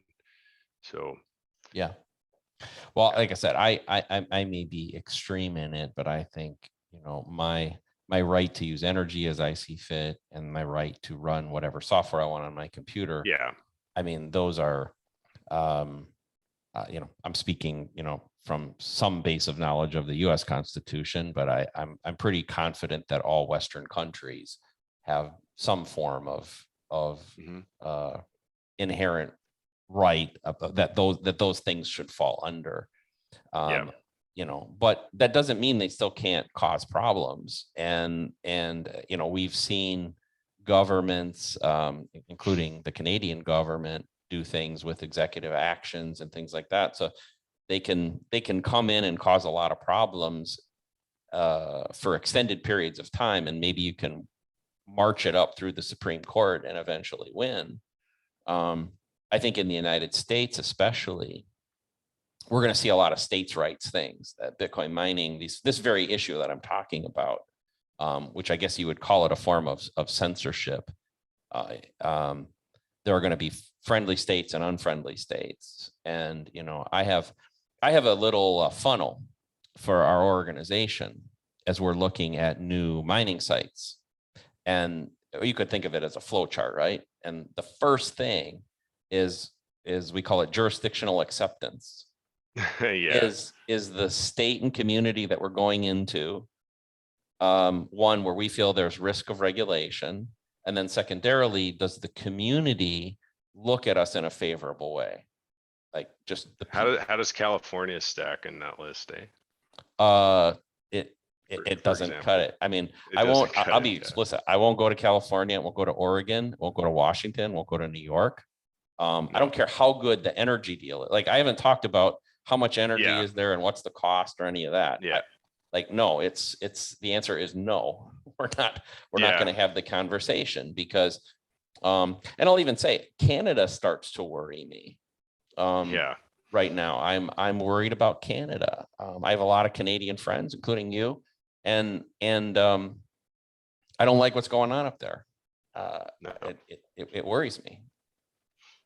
Well, we've already seen insane levels of capital flight out of our country in the oil and gas industry. And we have some of the best oil and gas reserves on the planet, but these big companies won't invest here because it's basically just political uncertainty. Like, they don't trust that the economics, like you said, might look great on paper, but why invest here when people like Trudeau come in and rug pull you and destroy your business up here?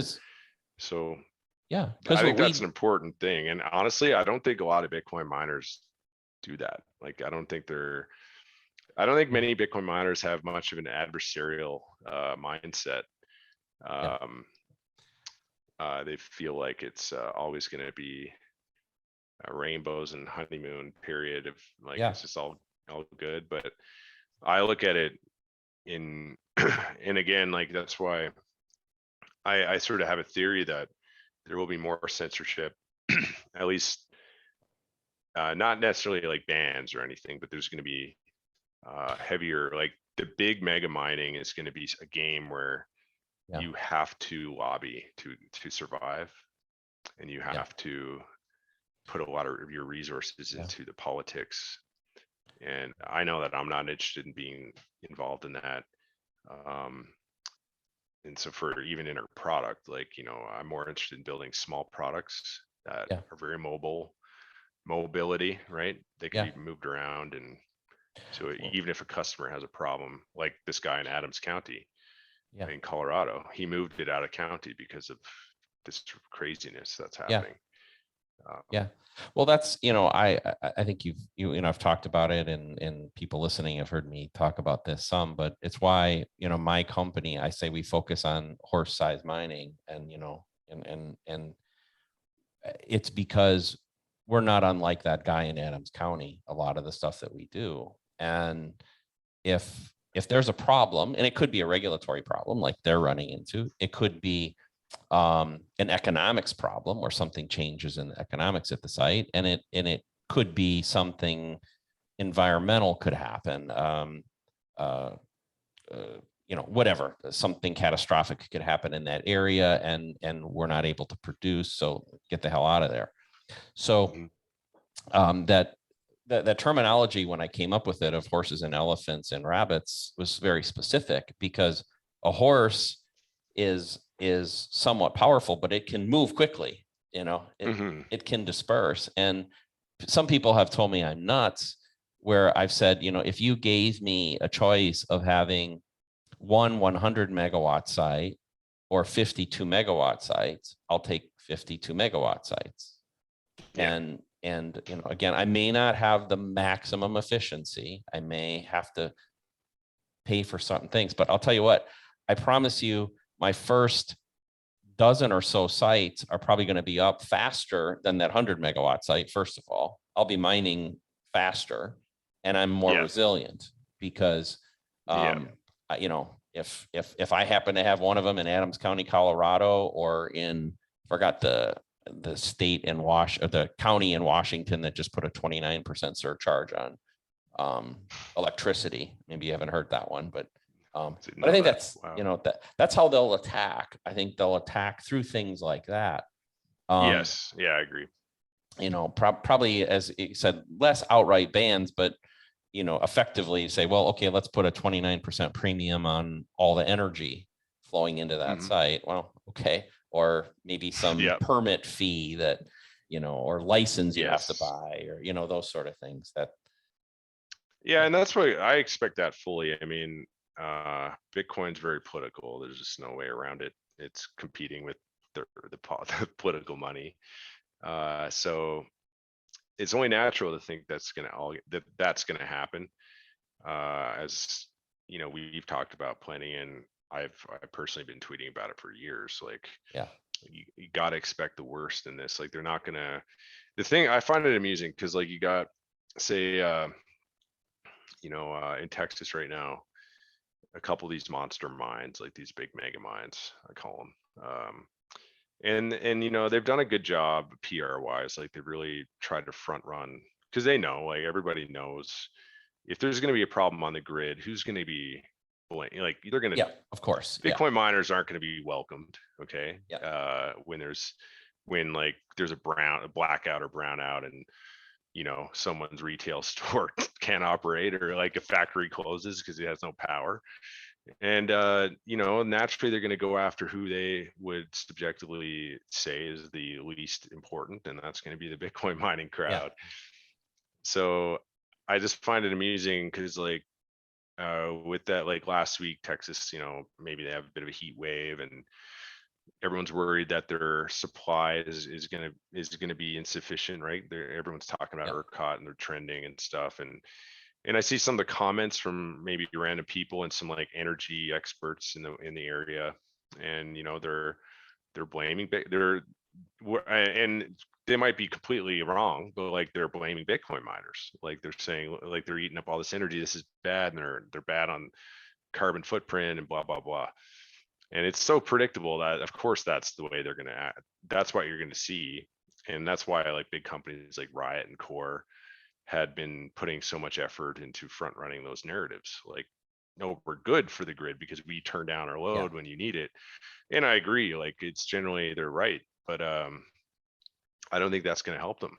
Like, I don't think the reality that they can be, and they are good for the grid in theory. They can, more money is going to generating companies. They can build more robust systems. So yes, on the whole, Bitcoin is good for the grid, but that doesn't mean that they're not coming after you. Like, logic doesn't matter in this world. Like, reality doesn't matter. They're going to paint a target on you, and you're going to bend, you're going to bow to them. Right. And you're going to do their bidding, like when the politicians come for you. So and they are motivated to come after us. And I don't want to take you too much longer, but the why are they coming after us? But I think especially the politicians. I mean, Bitcoin threatens the very core of their power structure.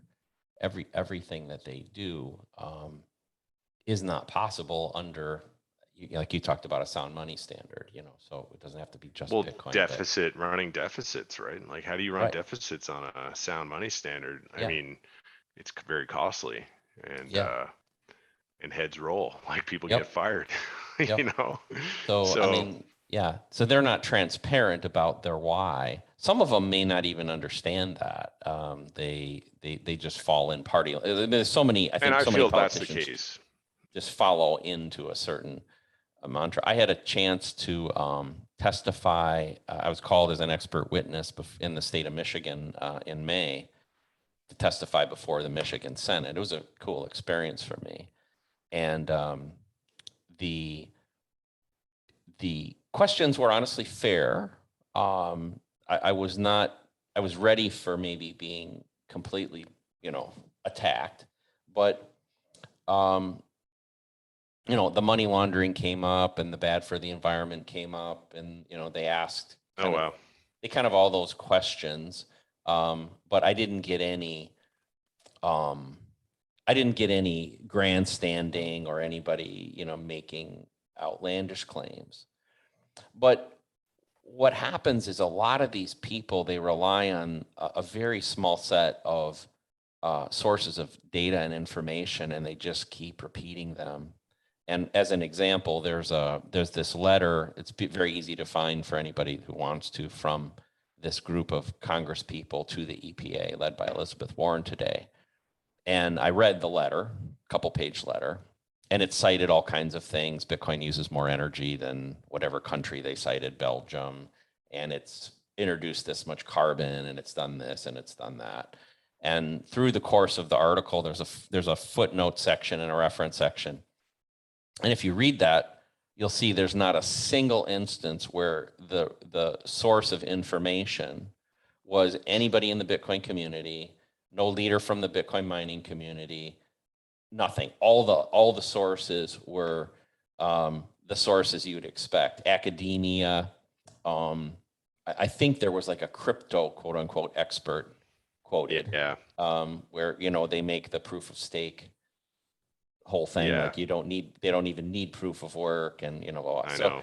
So anyway, the point is they're not motivated to really get both sides of the story and reach a proper conclusion. At least if they went through it and objectively looked at the whole thing, and at the end of it truly said, well, I don't like it for whatever reason, I probably wouldn't agree with them, but I could respect if they truly made a diligent effort to go through it, but they're not, and they won't.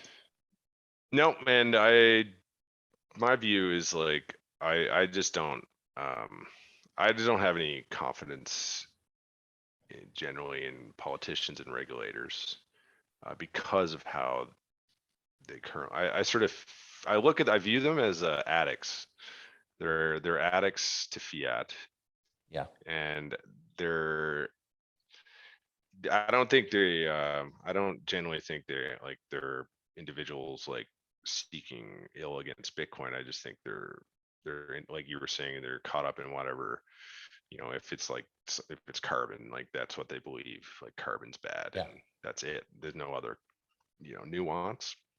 And so I don't like, I've been invited to all kinds of, like, certainly not like a Senate hearing or anything close to that, but like a little meetings with local, like here in Calgary, educating, and there might be some rep at the political level there, and I'm like, yeah, I don't really care. You know, I can spend all day trying to convince these people, and I think there's enough information out there that anyone that cares can find it and understand it. And I'm not going to waste my time constantly trying to like lobby politicians or helping people lobby. I'm like, I'm just need building stuff, and hopefully the product fits a market need, and I keep selling them, and maybe they come crush maybe Trudeau crushes my business and makes mining illegal in Canada and I have to move. Well, I'll look at that time. Yeah. But well, that's actually a segue. I thank you very much for spending so much time with me today. I got one more thing I want to do with you. I have a little game I play. I'm going to share my screen right now. And so get ready for this. The name of the game is Corrupt or Incompetent. And so what I'm going to do, I'm going to show you a couple quotes, show you a couple small video clips, and give you just a chance to comment on them. You can call that. In general, it's set up so that the comment or the person is either corrupt or incompetent, but if you want to disagree, you can. But it's just an opportunity for you to comment. And we're going to primarily stay north of the border today, in your honor. So thank you. The first one is your illustrious leader, Justin Trudeau, and a recent article talking about grain growers being the worst emission offenders, and very similar thing to what's causing the problems over in the Netherlands right now. Trudeau is corrupt, absolutely, and immensely incompetent. Like I don't know if I'm allowed to choose both. Yeah, both is a valid answer. He's immensely incompetent. I mean, that's clear as day. He's not qualified to run like a lemonade stand, let alone a country. To be honest, like he would fail. As cute as he was as a kid, he would fail at a lemonade stand, I'm quite sure. So yeah. All right. Yeah. All right. Well, you made that one clear. So let's move along to this will be a little video clip for you here, Steve. Don't make me listen to Chrystia Freeland. Her voice, sorry, I'm gonna torture you. Grating. She's one of my favorites. Oh darn it! Wait. what's happening. You're not going to make me listen to the whole thing, are you? Her No, voice. no, it's a short clip. Short clip. Yeah, okay. Very short clip. To do this. The government is issuing an order with immediate effect under the Emergencies Act, authorizing Canadian financial institutions to temporarily cease providing financial services where the institution suspects that an account is being used to further the illegal blockades and occupations. Yeah. Oh boy. Well, she's corrupt. She's corrupt. Oh man. Yeah. Like you want to give them the benefit of the doubt and to say they're incompetent, but she's not a dumb lady. I mean, she's very well educated. She can speak a number of languages. You know, you don't have to be. Anyone should know that what they're doing in a situation for, freezing people from the ability to feed themselves effectively. Yeah. For participating in a peaceful protest I think it's technically illegal, though apparently law doesn't matter anymore, but it's technically illegal, but it's fundamentally immoral. So it's just, yeah, that them and everyone standing behind there and their whole party, like supporting that is unbelievable. Unbelievably corrupt. Yeah. For me, obviously I'm an American, but I grew up in Wisconsin. I grew up relatively close to the Canadian border. I have tons of Canadian friends. I chose this one because I think for Bitcoin, this one is especially important, that the fiat system is a point of control. We talk about, what is money, unit of accounts or a value, medium of exchange. You hear all that sort of stuff. Well, there's a pretty important other point that that at least the government perceives, and that's a point of control. And when we see a first world country, G7 country do something like this, it should wake everybody up. But it didn't seem to piss off enough Canadians, and it didn't seem to even raise the ire of anybody much outside of Canada. And that probably is what really bothered me. It bothered me that they did it, but it probably even bothered me even more that there wasn't this violent reaction back against it. It's tough. I just think we're in a tough time where they do stuff like this, and I would have thought, even among the liberal base in Canada, that there would have been a big outlash against this, because that is just, yeah, like that. That's some of the worst things that has happened in this country, and like they're so keen to jump on like anytime there's some kind of racist problem. Yeah. I mean, racism's horrible, but freezing someone's ability to feed themselves is a bit different. So, and the fact that, I mean, I have plenty of friends that are liberals out in the East Coast, and I don't know. I have a lot of my friends like weren't into this at all, but yeah, it's scary. It's scary. It's really scary that that can happen, and in this modern age, and that's still able to happen in a country like Canada. It just makes you wonder. Yeah, I got one more for you. It's not a north of the border one. It's an industry one. I'm not expecting you to. I want to preface it by saying I'm not attacking anybody, nor am I expecting you to attack anybody. But I think there was a very unfortunate thing that happened in our industry to one of the companies, and you and I talked today a lot about instability in our industry, and that companies will come and go, companies will fail. And we also talk about, not your keys, not your Bitcoin a lot. Well, there are other ways in which, making sure that you have control is important. So this one is about Compass Mining and, the situation there. And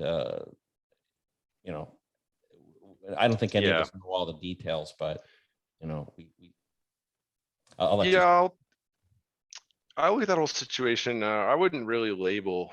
I know this theme is corrupt or incompetent. I don't feel like if I had to choose one, I would choose incompetent to describe this. I don't at all feel there's any corruption by the leadership over there. I agree. It's hard for me to say incompetent though, because what they're trying to do, sort of be this hub between the massive retail people wanting to mine and the energy providers like the hosting firms. And doing that for retail is such an order of magnitude more challenging than it is, say, like hosting for one, big party, like one individual with like a lot of machines. And I think I don't know all the details of all the issues, but to do that, and also in this market where supply chain collapse has caused delays and everything, compounds the challenge even further. I think this particular move probably was a good move and might have probably been worthwhile doing sooner. I don't know Thomas that well, but I do know him, and I think he's seems to be on the ball. But I do think I'm hoping they come out of this and like fix their issues, because I can tell you, like, inventory control just on even within our business with the miners we have running around the computers is very difficult. And doing inventory control and management with like tens of thousands of like individual customer machines, oh my God, it's like I get anxiety even just thinking of having to try to do that. So I certainly personally like, and I'm not saying this just to be like political about it, not like, saying anything negative about, Compass, but like, I really think they've been, they certainly could have done so much better, but like, I think a lot of the venom they get is some of it's unfounded. And I think the individuals who've been affected, like say you're hosting a Compass, like certainly like the thing that happened like in Russia, where Russia, I personally think Compass handled that terribly. They should have tried way earlier to get their computers out of there. But so that was probably a few bad decisions on the Compass team part. But I mean, if you're also someone buying hosting in Russia, you need to accept some responsibility that you took that risk. And a lot of these people I see in the online chats don't. So of course, like anything, when you have a major problem like Compass has had, there's some degree of incompetence or like, learning curve. But even in my, I don't want to, and I certainly am not talking bad, because even in my own company, we've had a lot of issues, usually like product quality issues that we've had to fix. I just make it a priority that when we have product quality problems, we do everything we can to make the customer whole. But unfortunately, that always can't happen because downtime and other things happen, and just like incurred costs. So I feel for them. And that's actually why, like, I've been so keen to keep improving our product to the point where I think it's extremely sound product, and just keep iterating on every mistake that comes up, because I would hate to scale. I think Compass sort of just, they went after the market and they didn't have their model perfected yet. I think they clearly proved there is a model and a market there. I don't know how long that model would last, but if they were to learn everything they know now and do it over again, I think it'd be a very different story. And I hopefully I prefaced this well enough. This is kind of a different thing than what I was trying to do with the other two politicians. I slid this in at the last minute. I just happened to have this slide, and I slid it into this because of our earlier conversation about the maturity of the industry, about companies failing, how hard it is to grow. Because I agree with you that, I mean, I guess you could technically call it incompetence, but I don't mean it in a malicious way. It's just, it's hard. They went from 0 to really big, really fast. And so we talk about, like I talked about that crossing the chasm thing. That means that they had to reinvent their internal processes, their personnel, all these things in this really tight window. Almost impossible to do, frankly, and so, Yeah. but what you can do, so this way, you can say, I'm going to say no to business, and I'm going to only service that which I can properly do. So I think that's where the failure comes in, is knowing what you can do and not do. And so, I threw this in. I wasn't trying to put you on the spot, and I feel badly if I did, nor am I trying to. No, it's all good. Nor am I trying to be overly critical of the people that went and some of the people that were affected, because I think it was basically an impossible task, and for an organization to do that, but also kind of a message back to the general Bitcoin community to be, as you said, be wary. Like, when you enter in a business relationship with these companies, you got to think through a lot of these things. I think that there's a lot of personal responsibility. So when you sign a contract, if you want to have a hosted agreement, that's fine. I think most people are, well, how much does it cost? What's my energy rate? And off they go, and they don't think through these other things. Well, if you're a miner doing this, you're entering the business yourself, and so you gotta think about those same sort of things. I said, for my company, number one thing is jurisdictional risk, if you remember, so same sort of thing. Like, what's your jurisdictional risk? What's your risk that you're placing in the company? This won't be the last time this happens, because no.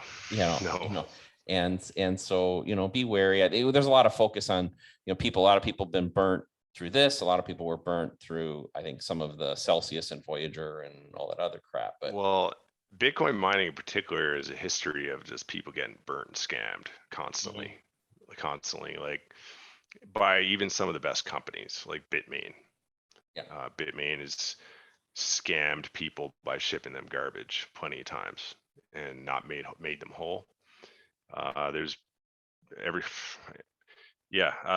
why I think, like, for people in the space, like, you're better off reining in, not doing the business you can't service, like you're saying, and trying to focus on what you can and keep your reputation up, because it's like with Upstream, like, we probably missed out on a few opportunities. We could have done a lot bigger deals, but I'm usually straight up, like, I would, it might be our product's not suited for that or whatever. Because I would like to be around in 10 years, hopefully. It's really easy to go chase these big opportunities and then leverage yourself into them, and then it all collapses. Like that just keeps happening in the space, right? So and then you're either out of business or you're forced to sell a huge chunk of your business to people otherwise wouldn't want to. So saying no is hard, and especially when there's a lot of money involved. And, we talked about it with saying no to new business. We talked about maybe saying no to a firm that wanted to take you public, or those sort of things. And that's hard to do, and often the downfall of a lot of companies, and the downfall of an awful lot of companies in history. So it's true. Well, Steve, I've taken a ton of your time here. Thank you for sharing it with me. Anything you want? We'll have all the show notes stuff, Twitter handle, and Upstream Data, and all that sort of stuff. Anything else you want us to cover or say to the folks out there?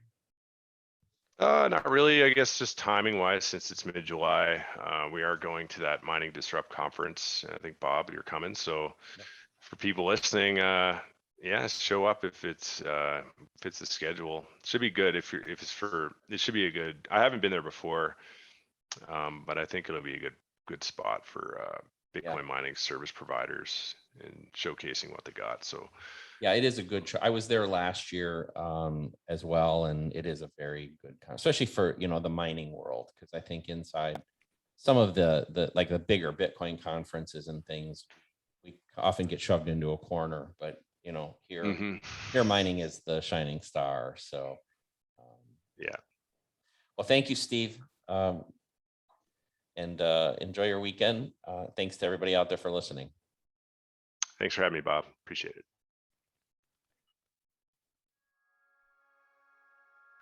I hope you've enjoyed this conversation with Steve Barbour. I really admire Steve for his directness and his conviction. I think that the world needs a lot more people like Steve that stand firmly for their values. In Steve's case, this means running his business within the Bitcoin ethos and with a low time preference. And this will provide him and his company with long-term stability. Steve is a must follow on Twitter. You can find him at SG Barbour and learn more about Upstream Data and their great line of products at www.upstreamdata.ca. Mind Your Business is brought to you by Barefoot Mining.